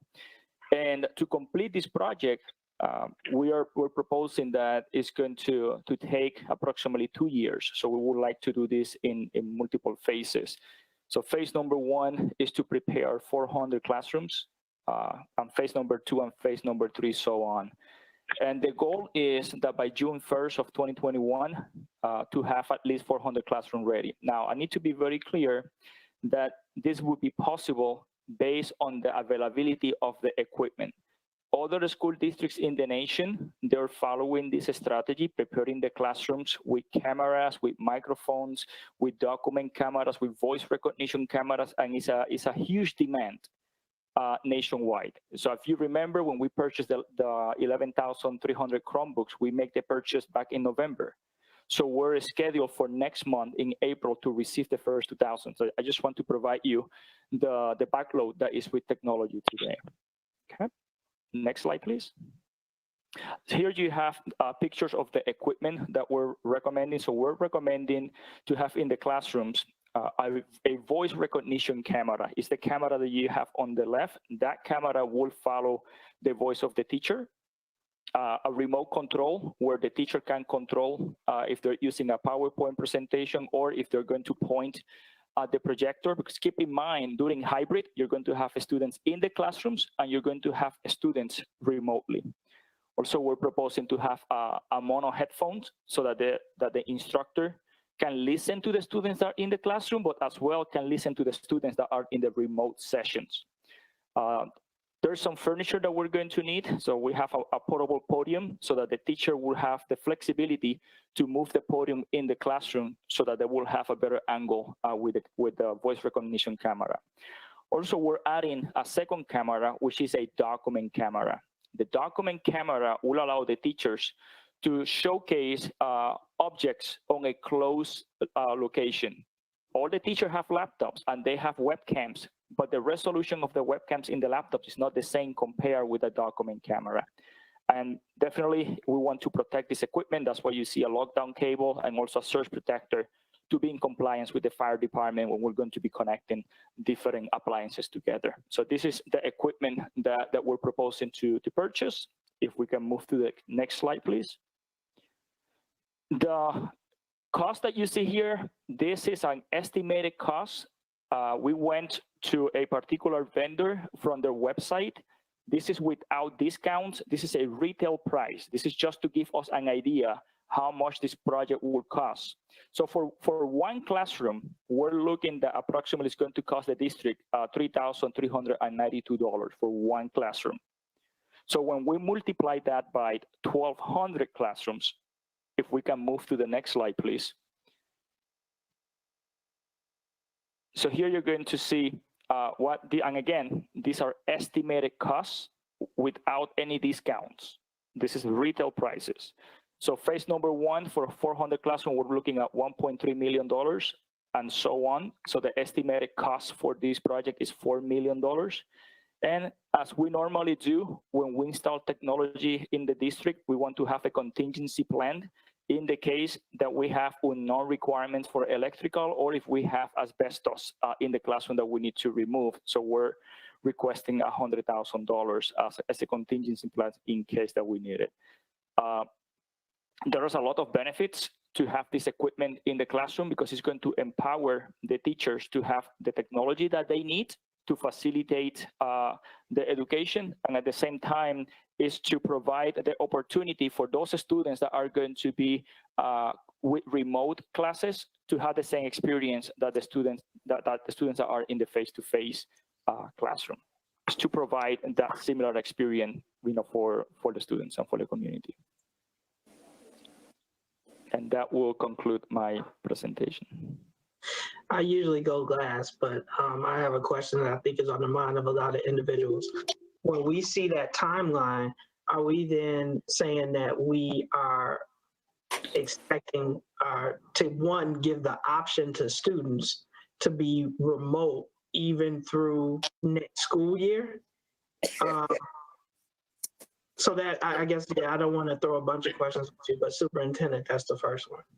Yeah, I can definitely answer. First of all, I want to reiterate that we are still in our remote learning phase. We have not made any decision to go to hybrid learning. We will remain remote until March 1st. Another decision, we will give notice to the community and all our stakeholders. I want to reiterate that and state that safety is of the utmost importance to us and how we are making our decisions. And I know every time we get closer to the timeline of the date that we set, anxiety goes high, and I totally understand why. I do also want to state that many variables are changing from day to day, as you can understand during this pandemic and with the rollout of the vaccination. And we are keeping an eye on how that is rolling out in the pods and other avenues that we can pursue as a district. As a result of the size of our district, the bandwidth on some of these companies that have chose. We lost you, Superintendent.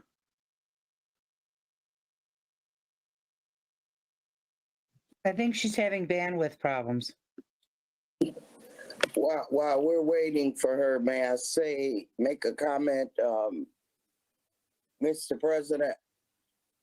I'll say wait to make sure Superintendent can hear us. But I will come to you, Ms. Hannah, because I got some more questions too. I don't want to ask it and then we have to repeat it. Okay. Ms. Wozniak. I'm sorry, Board President, I'm sorry, my computer froze. I don't know where you heard me to, but I said, as a result of the size of our district, partnering with some of these agencies has been a difficult task, but there is planning right now involved and negotiations with different agencies. But right now, our stance is that we will remain remote. If we do go into a hybrid plan, the aspects of the plan is that parents will have a choice of whether allowing their students to return or remain remote. So I believe I answered your question. I also know that Mr. Cesario would like to say something. Mr. Cesario? Yes, good evening. Board President Ewing, Superintendent Placencia, members of the board, and members of the community, thank you for being here.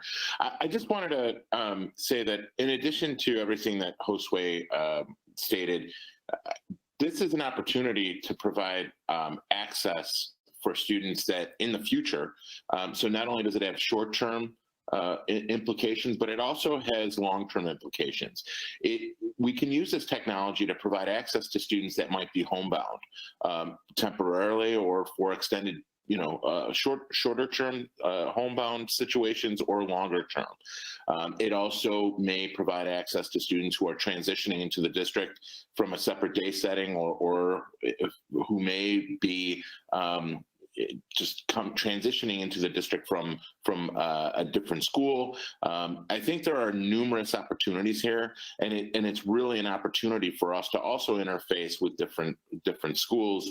I think the opportunities are endless here, but it does provide additional tools for both students and teachers. So I just thought it was important to add that in there. I think that it is costly, but it does update the classrooms, and it does provide in the short term, addresses some of the concerns that were raised with how we are to reach the students who are at home if and when we transition to a hybrid situation. And this would allow for the teacher to broadcast simultaneously. So, and when we return to in-person, it would also, again, provide access to students who may be homebound. And it also may open up opportunities for co-teaching opportunities or to have guest teachers, or I think that, again, the possibilities are endless. So I just wanted to add that point in there as well. Thank you. Yeah, and I think it was answered. I just know sometimes we don't state this explicitly, but if we are not anticipating that the completion of the project will even be until July 1st of 2022, are we then assuming that we would be in a hybrid learning model that long? and I know from the Board of Ed is we don't know what the science, we're following the science and data, and I appreciate the superintendent reiterating a message of safety first. But I know all of us, especially with the vaccine rollout, are anticipating that by the fall, we are back to some kind of normal student attendance. And so I think as a board, and as Ms. Hannah talked about with spending, is we have to weigh the pros versus the cons, because I definitely agree with Deputy Cesario that one, we need to update. You all know me, I'm all for updating. And it does provide some potential, but do we need to do it for every classroom? Or do we look at some type of model where teachers, because I do think this presents opportunities for homebound students and others. And so I appreciate Dr. Cuevas, who is dragging this district into the 21st century. But I also have questions, right, about the cost. So I appreciate the presentation and understand where it comes from, but I know that timeline, just when we look at it, it seems long to me. Ms. Hannah and then Ms. Wozniak. Yes, I just, I am concerned about the here and now. I appreciate the presentation.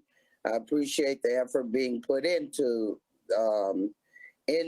our technology. However, right now, with our students still being in remote learning, I just want to make sure, and I have been hearing stories regarding the hotspots, and I know for a fact that the district networks were down. And I just want to make sure that before we go spending all of this money, as Mr. Ewing talked about, I want to make sure that the students and the teachers are equipped with the technology that's needed right now. And a question regarding the hotspots. I learned that there were different packages that you could purchase for the services with the hotspot. And I just want to make sure that we didn't get the lowest package, which is causing hotspots to not work for the students, and to make sure that what we already have, the here and now, is working properly. And we are, before we go into something else, understand it's needed. However, we need to make sure right now is okay. Mr. Ewing, if may I to provide some information? Of course, Dr. Cliff. I would like to provide some clarification with Ms. Hannah's comments about the hotspots. The 2,000 hotspots that we purchased, they are all under the same data plan, and the data plan is unlimited. And the capacity for the hotspots is to connect up to 4 devices at the same time. For those families that have more than 4 children in their house, we provide a second hotspot. So I just want to make that clarification that everyone is using the same data plan, which is unlimited. Thank you, Dr. And I think that Ms. Hannah voiced some other concerns with speed, et cetera. If you could just have your team please look into that. Thank you. Board President, that concludes my report. All right, go ahead, Ms. Wozniak, and then Ms. Leguizamo. I had some questions. I have 2 questions. One of them is, so you said you're going to do 400 classrooms. What level? High school? It's going to be all grade levels. And so we're going to take a percentage to give the opportunity to all the schools to receive this technology. So it's not going to be one particular building. It's going to be distributed across the district with all the schools. And so each package, you showed us that it's going to be $3,300 per approximately per package. How long do we expect this technology to last? I mean, is it going to be in 4 years we're going to have to replace it all again, or what? Normally, this type of technology, the life cycle is between 5 and 6 years. Thank you, Dr. Cuevas. For the Board of Ed, I know, as Mr. Cuevas, Dr. Cuevas said, is he wants to move relatively fast because the more we delay, but there's no action that's being asked to be taken. This is more of a collaborative approach that we are looking to make, right? The idea and the concept was introduced. Dr. Cuevas definitely has the expertise in the plan, and then the board is kind of just weighing those options and priorities and timeline. Ms. Leguizamo? Thank you, Board President. So I just wanted to express that I'm actually kind of really excited about this. I know when I spoke to the admin team and when I spoke to the superintendent about this, some of the feedback that I'm getting from other schools across the nation about our teachers that are doing hybrid teaching is the protrusion of their voice, right? They're finding themselves needing to protrude their voice more because they have to make sure that people on the laptop can hear and the students in class can hear. And so teachers were becoming hoarse and they were getting sick. And so they didn't know if it was COVID related. And so it was a whole big snowball effect, right?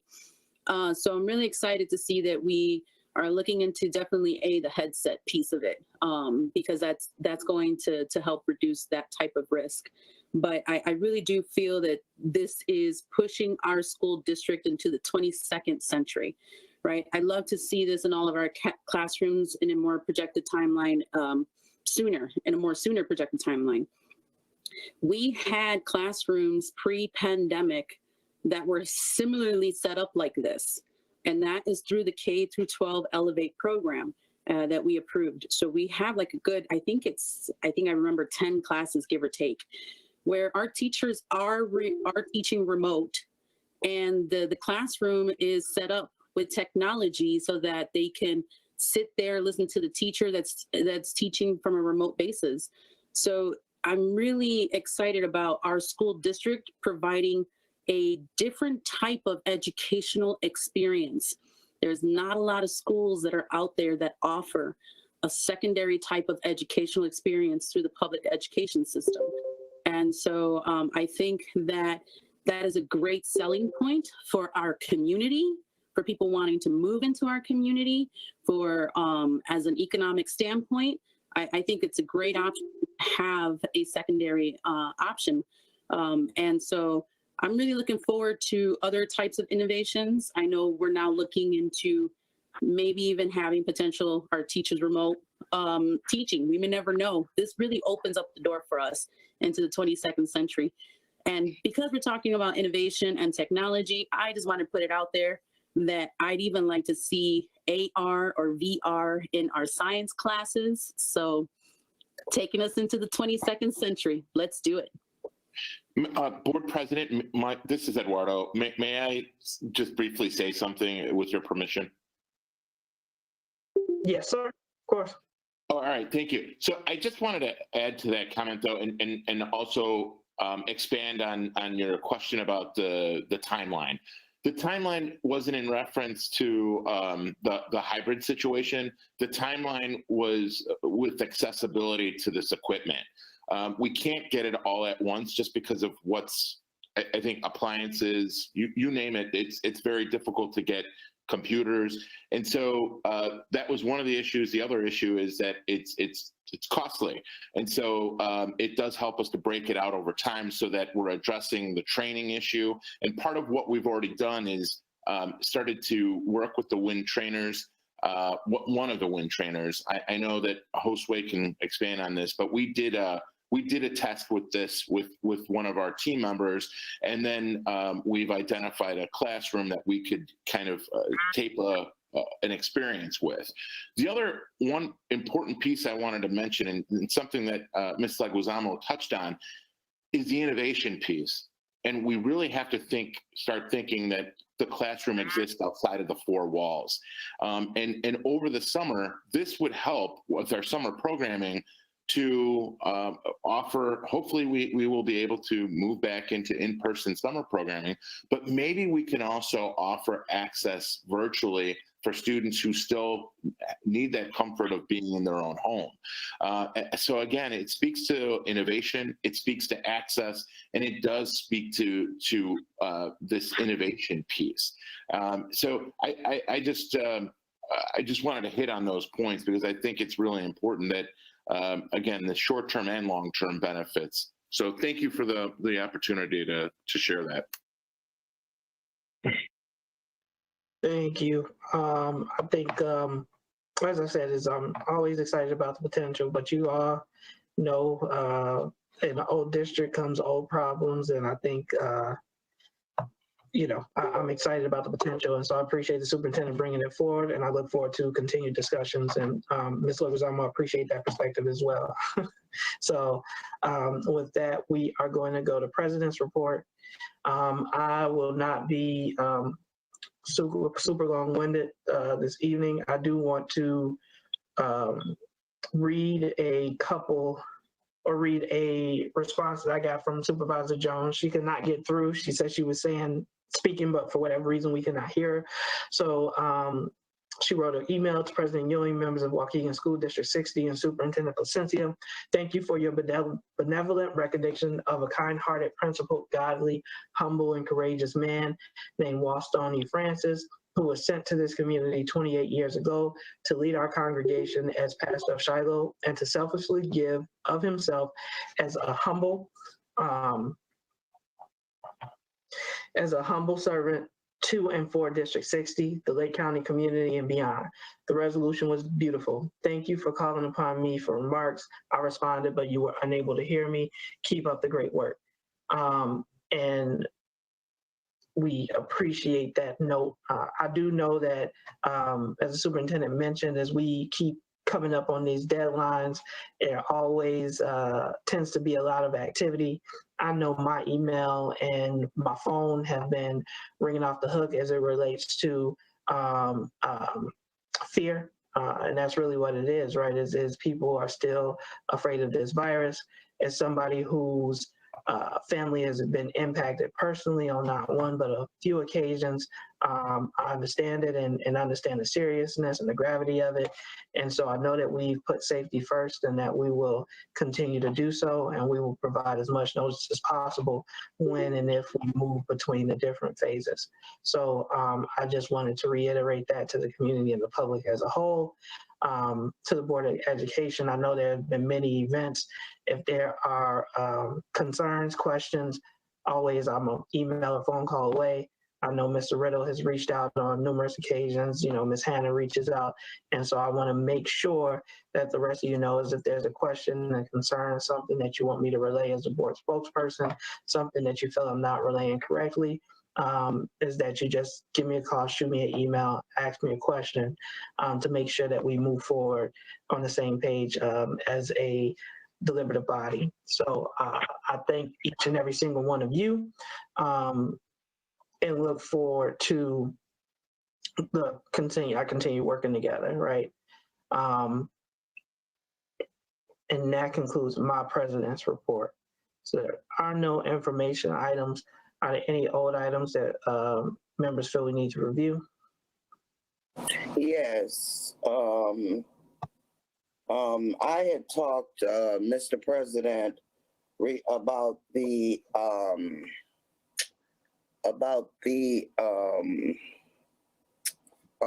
schools foundation and the funds that were donated by Mr. Larry Chapman.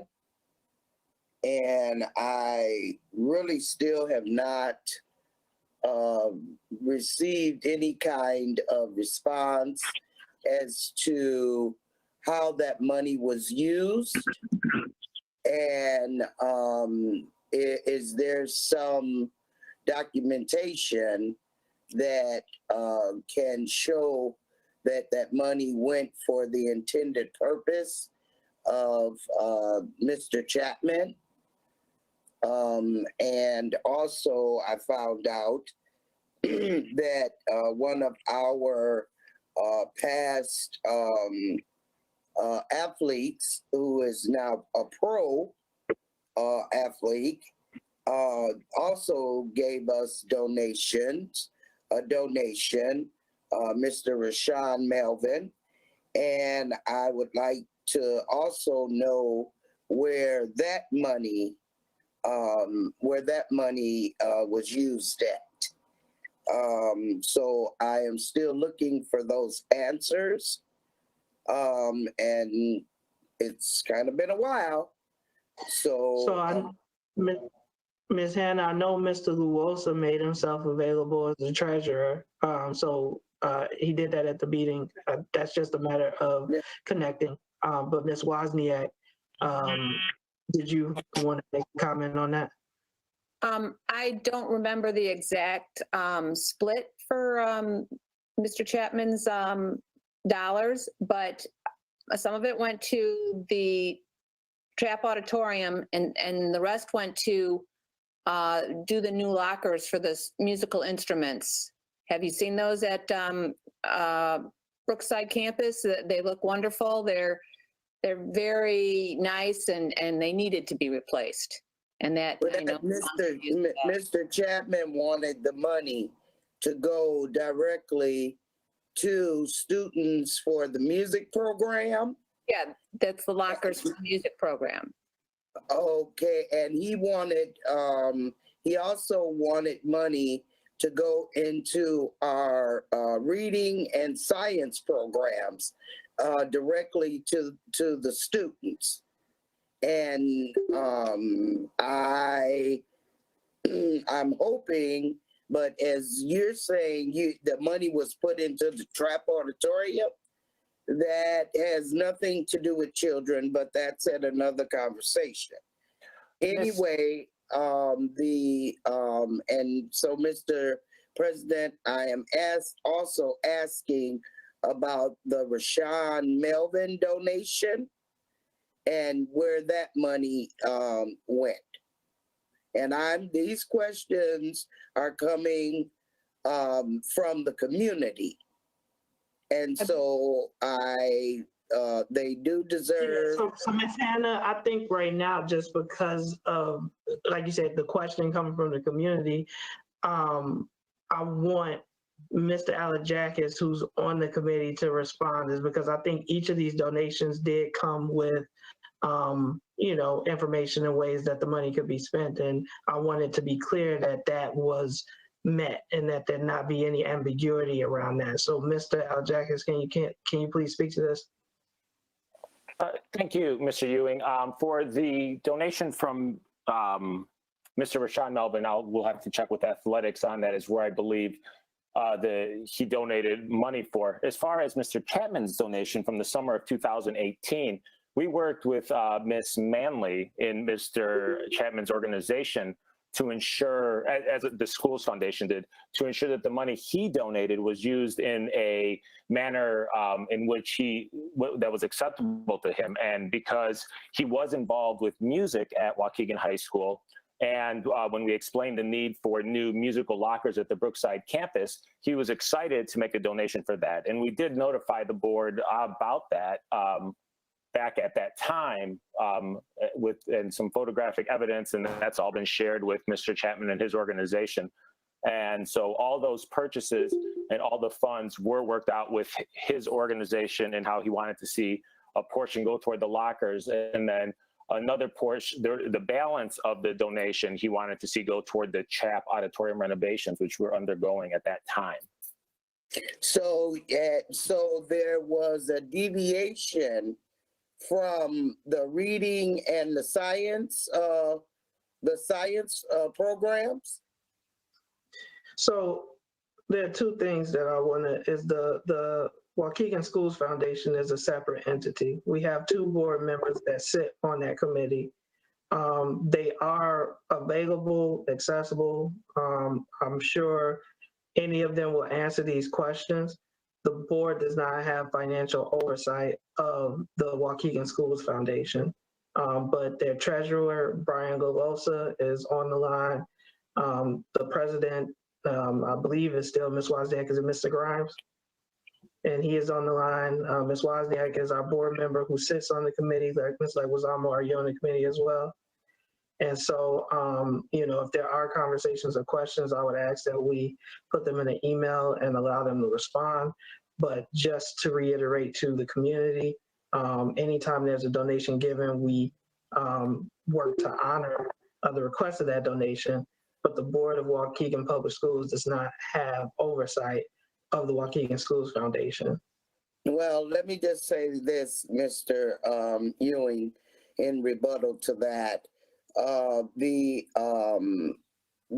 Waukegan Schools Foundation was started historically with the Waukegan schools, for the Waukegan schools. It is for Waukegan Schools, but it is a separate legal entity. I'm making that as abundantly clear as I can. So I know, Ms. Hannah, I do appreciate, you knowing the history of it and where it came from. But it is its own entity, and so they welcome. This is the first year that I've been hearing that it's a separate entity, but we can talk about that later. But anyway, so if I could get some information regarding that, I'd appreciate it. Yeah, if you provided an email and shoot it to Mr. Grimes and maybe Mr. Luosa, I'm sure as committee members, they would respond accordingly. And I know that there are tons of good, dedicated people on the Schools Foundation who want to make sure that the money is being used for what it's intended for. Ms. Wozniak? Brian Luosa did share 3 years of the past statements from the Waukegan Schools Foundation. I received it. He could reshare it again. I know it's a little difficult to understand because it's, I have trouble reading it and I'm an accountant. So maybe it needs to be in a different format. I understand the financial statements, Charlotte. I understand them. Been reading them forever. Anyway, the question, and I was just told that they have to be separate, and I respect that as well. However, when people give money, they're giving money to the Waukegan School District. Okay, they're giving it to the Waukegan School District. Now, if everything that comes in, if it's going to be filtered into the Schools Foundation, that's one thing. And that needs to be made clear that that's where it's going. Other than that, we have had donations before, and do they go into the general fund? Okay, so, but anyway, I have something else, Mr. Ewing, that I need to talk about because we can go past that. I Is it found old out, business? well, no, okay, I'll wait. It's new business, I guess. Hey, Brandon, can I kind of pick up what Ms. Hannah left off at? Mr. Ewing? Sure. And then I want to. Can you hear me? Yeah, I can hear you. I just want to just kind of pick up what Ms. Hannah left off at with the Chapman donation that was made to the district. Go ahead, Can you hear me? Mr. McBride. Oh, I kind of see where she's coming from. I think when he donated that money, I realized that too. That was one of his. I guess when he was in the district, he was into music, and I think that because of the fact that he was into music, it was under the assumption that it should go towards music. But I don't think that, to be quite honest with you, that wasn't the real intent. I'm not saying that it wasn't part of it, but I think one of the real intent was to go to I think programs that was for less fortunate kids. I'm pretty sure that's where his mindset was. And then when I talked to the gentleman that brought him here for the money, his mindset was there, and so was mine. That's what I was saying before. But now going forward, if there is a suggestion to the foundation for something in reference to what I'm speaking about, how do you go about making that request? You do it, and I mean, the foundation can speak to it. I'm talking to Mr. Grimes and Ms. Charlotte now, because they're the ones that's in charge, that's over the foundation. So if anybody would know that, they would know. Mr. McBride? Yes. Yeah, I can answer your question in general if you don't mind. We're a 501c3 flow-through organization, which means, for example, the late Mr. Chuck Gutman has Envision Scholars. So people giving money to Envision Scholars, we would set up a separate account for Envision Scholars flowing through the foundation so the recipients could get the tax benefits. That's what we're set up to do. The contributions are tax deductible, and Brian gives a letter to that effect with our exempt number. So it's all legit, and Brian does have the documentation. Mr. Alajakis is our director, and he gets the letters, and we go from there. So it's very public. It's nothing hidden. It's all to benefit the Waukegan School District, period. Thank you. Yeah, so, and I apologize, but I do want to move on off that subject as I once again restate that the Waukegan Schools Foundation is its own organization. The people involved in the Waukegan Schools Foundation do so. They work and they give their time, effort, and energy for the betterment of our students, as Mr. Grimes stated. And anytime someone makes a donation to either Waukegan Schools Foundation or to Waukegan Public Schools, because you can make a donation to Waukegan Public Schools, and we do have people who have set up, scholarships, which are not through the foundation, but are through Waukegan Public Schools and other items. They can put restrictions on their donation. And if that happens or does happen, we are sure to honor those. And so if anybody has any questions for the Waukegan Schools Foundation, there's a link through our website to get to theirs, where you can email them, ask them any questions. And as I stated, Mr. Luosa has made himself available for, Ms. Hannah or anyone else. Well, I say Ms. Hannah as a board member, if you had questions related to the books. With that, you said you had another old business item? Let me say something.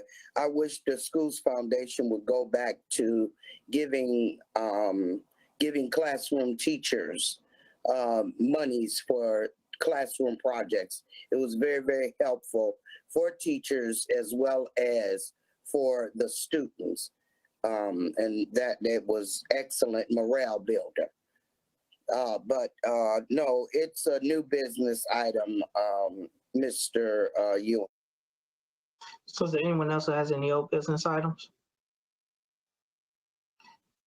All right, under new business, go ahead, Ms. Leguizamo, were you unmuting yourself to speak? Yeah, just really quick. I just wanted to know if board president and board member Ms. Hannah had finalized the request on the job descriptions. I know that was something that was old. Just want to make sure that is that all done, said, everything has been given to board member Hannah? I got the information. Thank you. Okay, great. Yep, just wanted to make sure. I just wanted to get a heads up on that one. That was it. Thank you. All right, under new business, Ms. Hannah. Okay, I also got a call from a community member, and they were very disappointed that our student athletic games, the basketball games, that no parent spectators.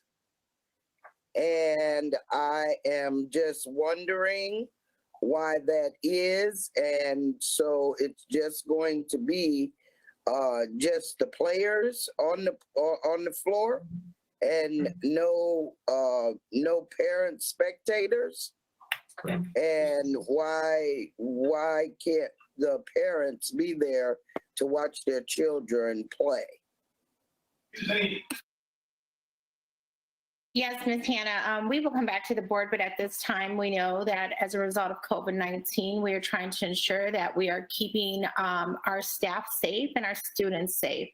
And allowing spectators would ensure that we bring back staff that would have to monitor these games. Across the nation, if you look at many of the sporting events, spectators have been canceled at this time. But we do hear your voice on, maybe we should relook at that. But at this time, the decision has been made not to have any spectators at our games for safety reasons. Can't they be screened as we're doing the screening at any other, just to make sure that parents that want to watch their children play are able to go in? I'm not talking about hundreds and hundreds of people. I'm talking about the parents of the players. That's Ms. Hannah, but that would also cost staff on our part. And right now we have all our staff working remotely. I do hear you. Let me look into this and I'll come back to the board, please. I'll come back to the board. Can I add a little bit onto that, if I may? Go ahead, Ms. Leguizamo. So, I was a student athlete, and all of my children were also athletes. So I remember as a parent, I wanted to be at every game. And I remember I was that parent, right? So I was that parent, the loudest one out there, even through the biggest crowds. But as a student athlete, sometimes spectators or family members could also be a distraction. So I think that, a few games without spectators would be a nice growing opportunity for our student athletes. I'm also okay with our school district not allowing spectators for a game or two or whatever that may be. I also think that this is a good opportunity for our student athletes. As we know, sometimes us parents, we're also coaches, right? So we coach from the sidelines, and that just kind of happens. It just reduces a lot of stress, anxiety, and other things as a student athlete. So you may, just for parents that are out there that are concerned, this may be a great growing opportunity for them to really be in their own space. So I just kind of wanted to put that out there. Sorry, as everything on my phone is chiming, I apologize. But I just wanted to put that out there. So thank you. For that new business, thank you, Superintendent, for coming back with an update on that. I know that there has been something shared with broadcasting, but parents do want to be there in person and support their students. And so it's everything with COVID is weighing our health versus access, right? So go ahead, Mr. Riddle. Just, it might be early times yet, but I just wondered if anybody wanted, any of our administrative staff wanted to make a comment about how the rollout of the COVID vaccine for teachers is going with the 2 pods where those things were being given this past week. Yeah, Mr. Riddle, I can have Nick give us an update. I will tell you that it's been touch and go, and it was a slow process getting started. This is all new throughout the nation, and even for our county, even though everyone is working very diligently. The health department, the Lake County Health Department has been a great partner. Districts are working together, but it's not I can't say it's not rolling out as fast as we would like. They're doing the best they can with the bandwidth that they have. Mr. Alajakis, would you like to provide a comment on this? Thank you, Superintendent. I would be happy to. Board of Education and community members and staff who are around. So just to give a little bit of an update, I think we addressed at a previous meeting, I believe, or maybe I've just spoken about this so many times, it feels like we have, the pods, the educator pods that have been rolled out. So at 2 high schools in Lake County, at Round Lake and at Stevenson, they've been working in concert with the Lake County Health Department and the Lake County Superintendents group that Ms. Placencia sits on to create these pods where educators in Lake County have a chance to get vaccinated in a separate location, as we all belong to Group 1B.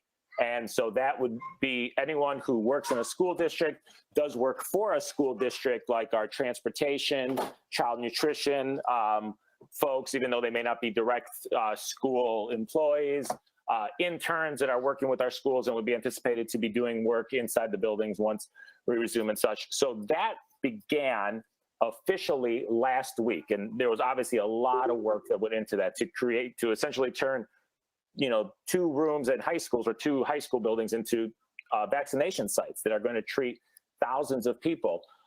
So we're very grateful to the work Round Lake and Stevenson have done to assist their colleagues across the county.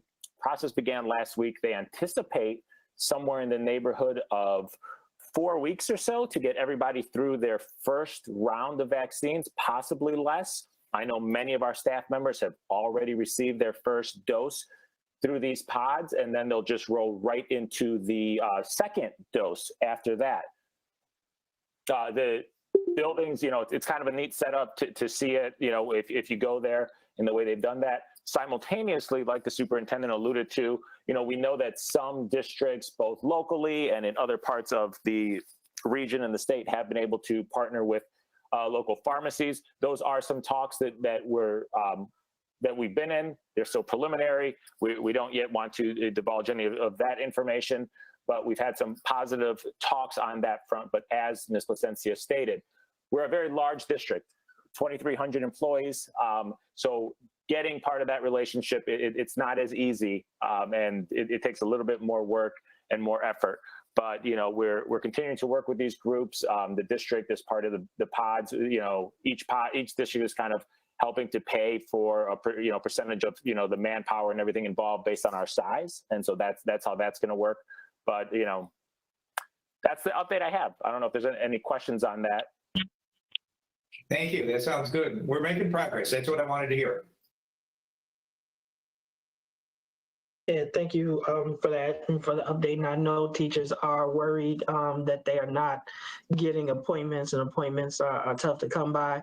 As the vaccines increase, the availability of which those appointments can be gotten will increase as well. I know my wife got her first dose, and I am waiting to get mine as soon as they say that it's okay. I encourage, once again, everyone to sign up. That doesn't mean that they're going to come to you next week, but when available, right, I want everybody to have the opportunity. If you have pre-existing conditions, please consult with your doctor, primary care physician. But I know even for myself, I will be hosting a conversation with Dr. Spears next week on President's Day on the 15th. Just to discuss the vaccine and vaccination process, particularly in our community. So appreciate the efforts. Anything that we can do to increase it, I know we're trying. I do have one new business item that I want to put on the radar. This is in regards to air quality. It is a question that continues to come up. What are we doing to address it? I know that Mr. Moulton has been looking into this, and updates have been made. So I'm asking that we just bring back information as to what has been done around that, what things that we look into, right? And if we are moving forward with any additional solutions, or what have we done to ensure air quality. And Mr. Ewing, if I can I add something to that I've been getting questions on? and that's our, you know, the installation of our beautiful windows at the different buildings. And are the windows designed where they are able to be opened, or have they been fitted, or are they the kind of windows that are used in like air conditioning where there's no way to open them? If I've been getting that that question, and I can't answer it. Yeah, so I think we can put those in together, Ms. Hannah. So are you asking in reference to air quality, or you just want to know separately, do the windows open? Because it depends on the school. Well, yeah, I'd like a report on the windows that were installed, and if the windows are able to be opened. And I just want to, that's important, Mr. Ewing, about the windows. They look beautiful, but if they are not functioning where teachers can open the windows, you know, for, you know, natural airflow, because that's one of the mitigation practices that for COVID, you know, to open a window, you know, with airflow. Anyway, the other thing, since you're answering the questions that were submitted, have they been answered, or are they still outstanding? Because again, I'm getting questions about the questions that were submitted in reference to the COVID.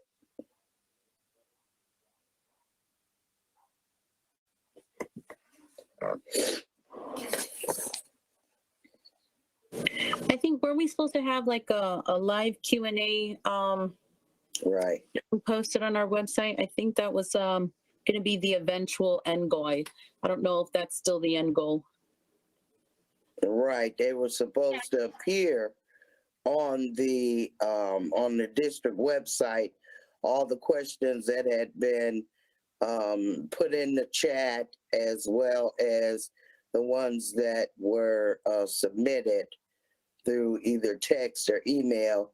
And Mr. Ewan, I think you had stated that they were going to appear on the website for the public. Correct. So they I'd be still happy to answer. Yeah, so I'll respond to that one too, as they've been still collecting answers and having information. So I think they have answered questions in different venues. Earlier this year, Nick and Ms. Al Jackson, the communications team, did launch the facts page on the district website. And so I know we talked about that being updated. And so Ms. Al Jackson, if you would just provide feedback on that. Absolutely. Thank you, Mr. President. So what we've been trying to do is really solicit questions in every manner that we can. And last week, we sent out kind of an official Google form where people can submit the questions that may still be outstanding in their minds in relation to hybrid learning. And our first step, as we told them, was our Q&A yesterday. We did a Q&A for 75 minutes, and we were able to answer a fair amount of them, nowhere near all of them. But what staff is doing now is now we're in the process of kind of going through there and filling in some of those answers, to particularly the ones that we're starting that are frequent, and so that we can get those on our website in a place that's going to kind of be like a live page that people can check back regularly to try and find their answers. What we're finding is a lot of the questions, sort of fall into the same categories, where they're very similar to each other. And so we're building that out. And our plan, as we announced last night during our live event, is we want to continue to do these live events. We know we'll probably never get through every question, but we want to continue to host them, continue to answer those questions, because we know even if a question is sometimes in writing or you have it in one place, it helps to also hear it verbally from someone during those events, and we understand that, and we understand the many thoughts and ideas that staff and our parents and even students have, and so we're doing our best to try and address those.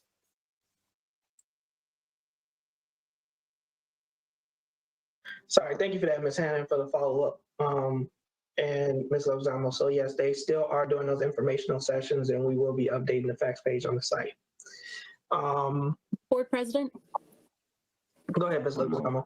To add on to your air quality request to the superintendent, I asked this question before, and I don't think we really got an answer on it, so I'm just gonna bring up that question again. And so I was wondering if we were not going to use those classrooms that do not have windows or proper ventilations during the hybrid portion of our sessions. So I know that was a question that I had. I think a few in the community had asked that. And this is also in relation to like our diverse learners department. So those like traveling, like our psychologists or so on and so forth that go from building to building. Sometimes they have to go into a room, and sometimes those rooms don't have a window.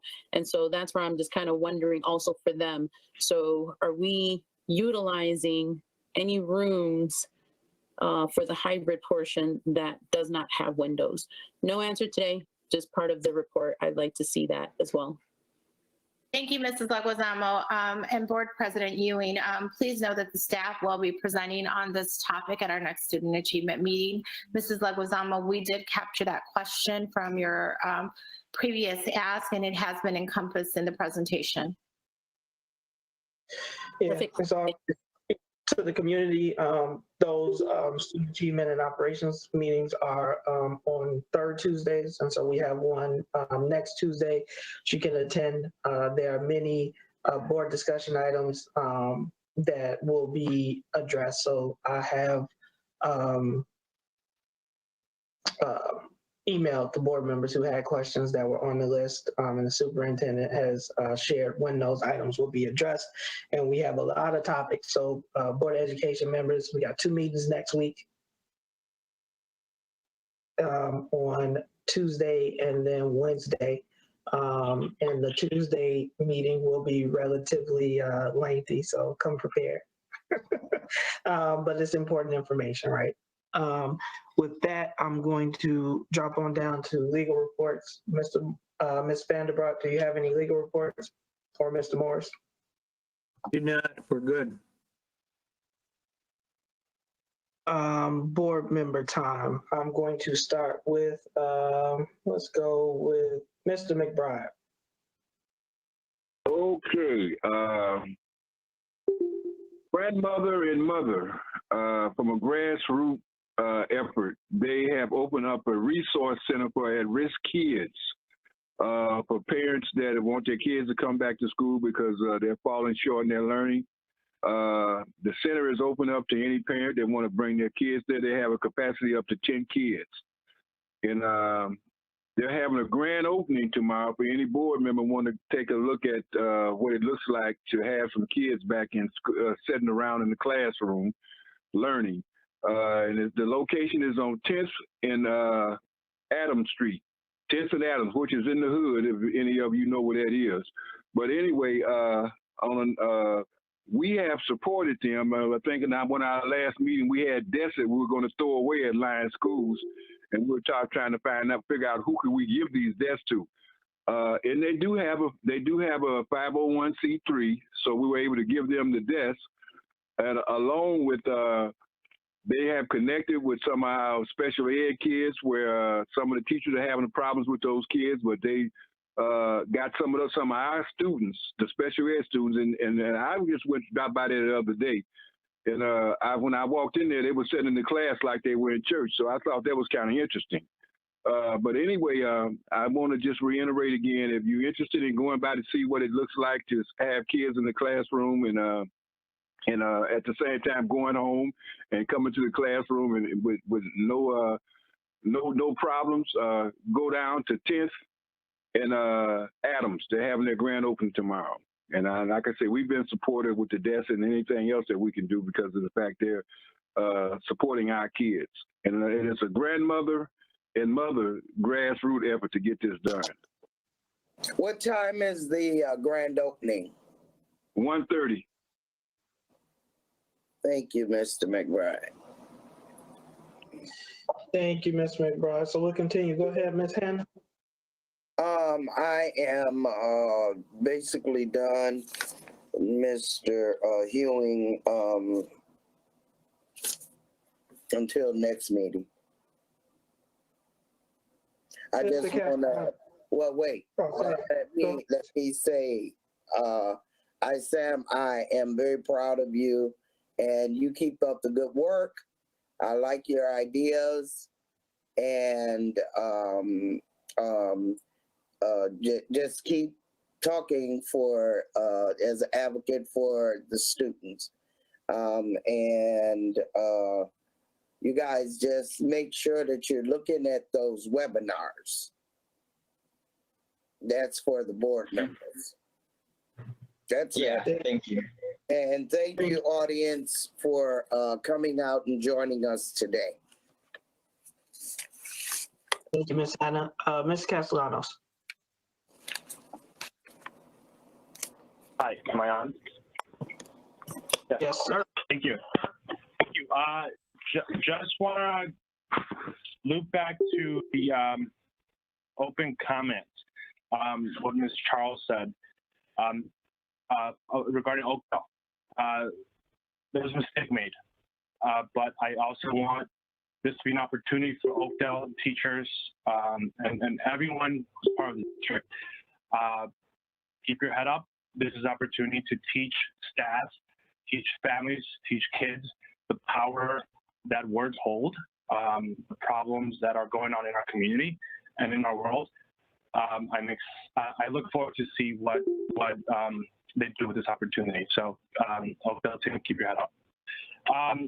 I attended the Facebook Q&A yesterday, and I wanted to talk a little bit about that because you know, reading the chat, there was a lot of negativity. There was a lot of back and forth among parents fighting.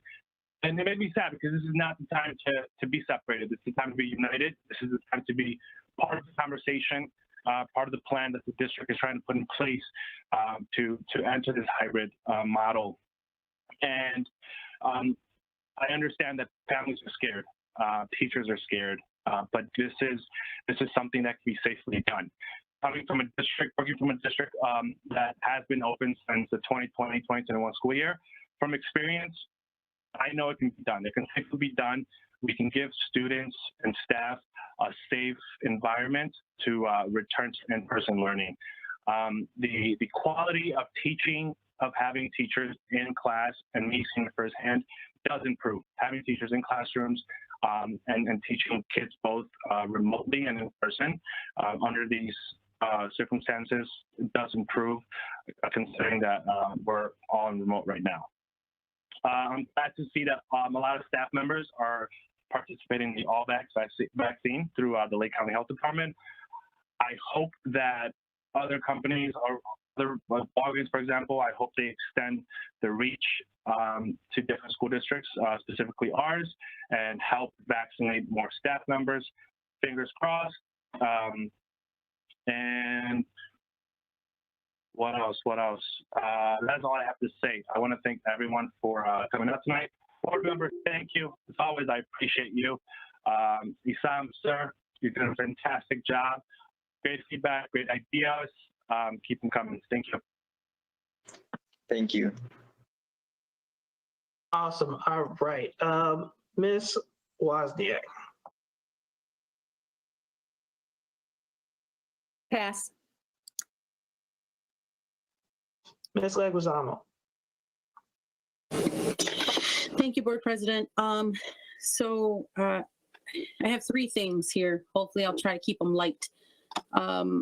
First and foremost, I just want to say that this is like, I don't know, the maybe fifth time this week, and it's only Tuesday, that I've heard the phrase, words have power, right? It's going around in our community. I hear it in our school district. So I'm hearing it all over the place. So that just means that there's a lot of weight to that, because it's definitely being echoed in various ways. So with that, I do know that what I just want to give the board a little bit of a heads up as well. I think for my goal for this year is I'd like to try to focus a little bit more on curriculum. I think that especially in the heels of the Black Lives Matter movement, in the heels of LGBTQ movement, in just so many movements, and what we're hearing from the nation, from our youth, from the community, is we want to be educated in a different way that we have been educated before. And what does that look like? And they're looking for not just textbook perspective, but other perspectives. They're looking for multiple perspectives. What does that look like from a curriculum standpoint? So I'm really excited. I have a lot of little things that I'm working on right now. So I know our next student achievement meeting, we have another presentation that will be coming up that our community would be very interested to see. But I'm really looking to focus a little bit more on inclusive curriculum. So that is something that I just wanted to let everyone know. That's the first thing. Second thing is I wanted to just say that I was very proud to mentor and to sponsor this year's second annual Valentine's for Veterans with the JROTC team of students. We planned it out. We looked at innovative ways to create something similar, but in a different fashion. So we have the virtual Valentine's Day cards and we have the handmade Valentine's Day cards. They're all compiling it right now, and we'll be delivering that over to the Midwest Veterans Closet that is located in North Chicago. The Veterans Closet will be delivering those Valentine's Day cards to our veterans or active military members at the VAs, nursing homes, or in their homes near and far. So just wanted to give a heads up on that, and big shout out to our JROTC students, leaders, big applaud. Today was the last day and we got it done. So I'm really excited about it. And then last, I just wanted to remind seniors 2021 and the community that the Waukegan Public Schools Foundation has opened up their application for the #Strong Scholarship, and that is for $5,000. All right, Mr. Husseini, please let all your peers know. Seniors 2021, $5,000 scholarship. The deadline is March 15th. And if you have any questions, their Facebook page is Waukegan Public Schools Foundation, or you can email them, and that is at wpsfoundation@wps60.org. Those were all my comments. Thank you, Board President. Thank you, Mr. Leguizamo. Mr. Riddle. As the hour is getting late, I just want to say thank you to my fellow board members, our staff, and our community, especially Issam, who has joined us tonight and hung with us to this late hour. Thank you for all the hard work. Stay safe, and good night. Late. It's only 9:30, Mr. Riddle. This is, like I say, I count this as success. This is probably one of our top 5 board meetings. I mean, but no. We had a record there a couple ones ago where we got out by 8:30. This is 9:30. But this was good conversation. I appreciate everyone who joined us. I appreciate the comments and the commentary. I've stated that our most important goal right now as a district is how do we reopen safely you know, and get students in class. But as I keep saying, it's not at any cost, right? As we want to make sure that we do it as safe as possible. I do want to once again just reiterate that as a district, we understand and have been working towards cultural responsive teaching. And so we will continue those efforts. And as Ms. Leguizamo discussed, is to look at curriculum. And I still know we have some presentations that are coming up, but I appreciate the foundation that we're setting and we're moving forward so that we don't see situations like we saw yesterday, because that's not the light that Oakdale wants to be represented in. That's not the light that Waukegan Public Schools wants to be represented in. And so we will work to make sure that these things don't happen, you know, in District 60, or when people make mistakes, as we talk about, that we use them as a teaching lesson. So I thank each and every one of you for coming out this evening. With that, I'd like to call for a motion to adjourn. Mr. Riddle, I so move we adjourn. Second, Leguizamo. Oh, and I apologize, Mr. Alajakis, we do have one just update on callbacks. Yeah, sorry, everyone who thought we were adjourning. I've noticed some questions in the comments just about the Lake County system. I want to remind staff, and I know we've gone over this a couple times, and I failed to mention in my previous comments, make sure your AllVax account is updated. The vaccination pods are going in the order in which individuals signed up for AllVax. So the sooner you signed up to that December 9th day when it launched, the sooner you're going to get your email to begin your process. Make sure that you've updated yourself so it shows that you're an essential frontline worker, and then also that your industry is education. Make sure you save that. That is what they're going to base on.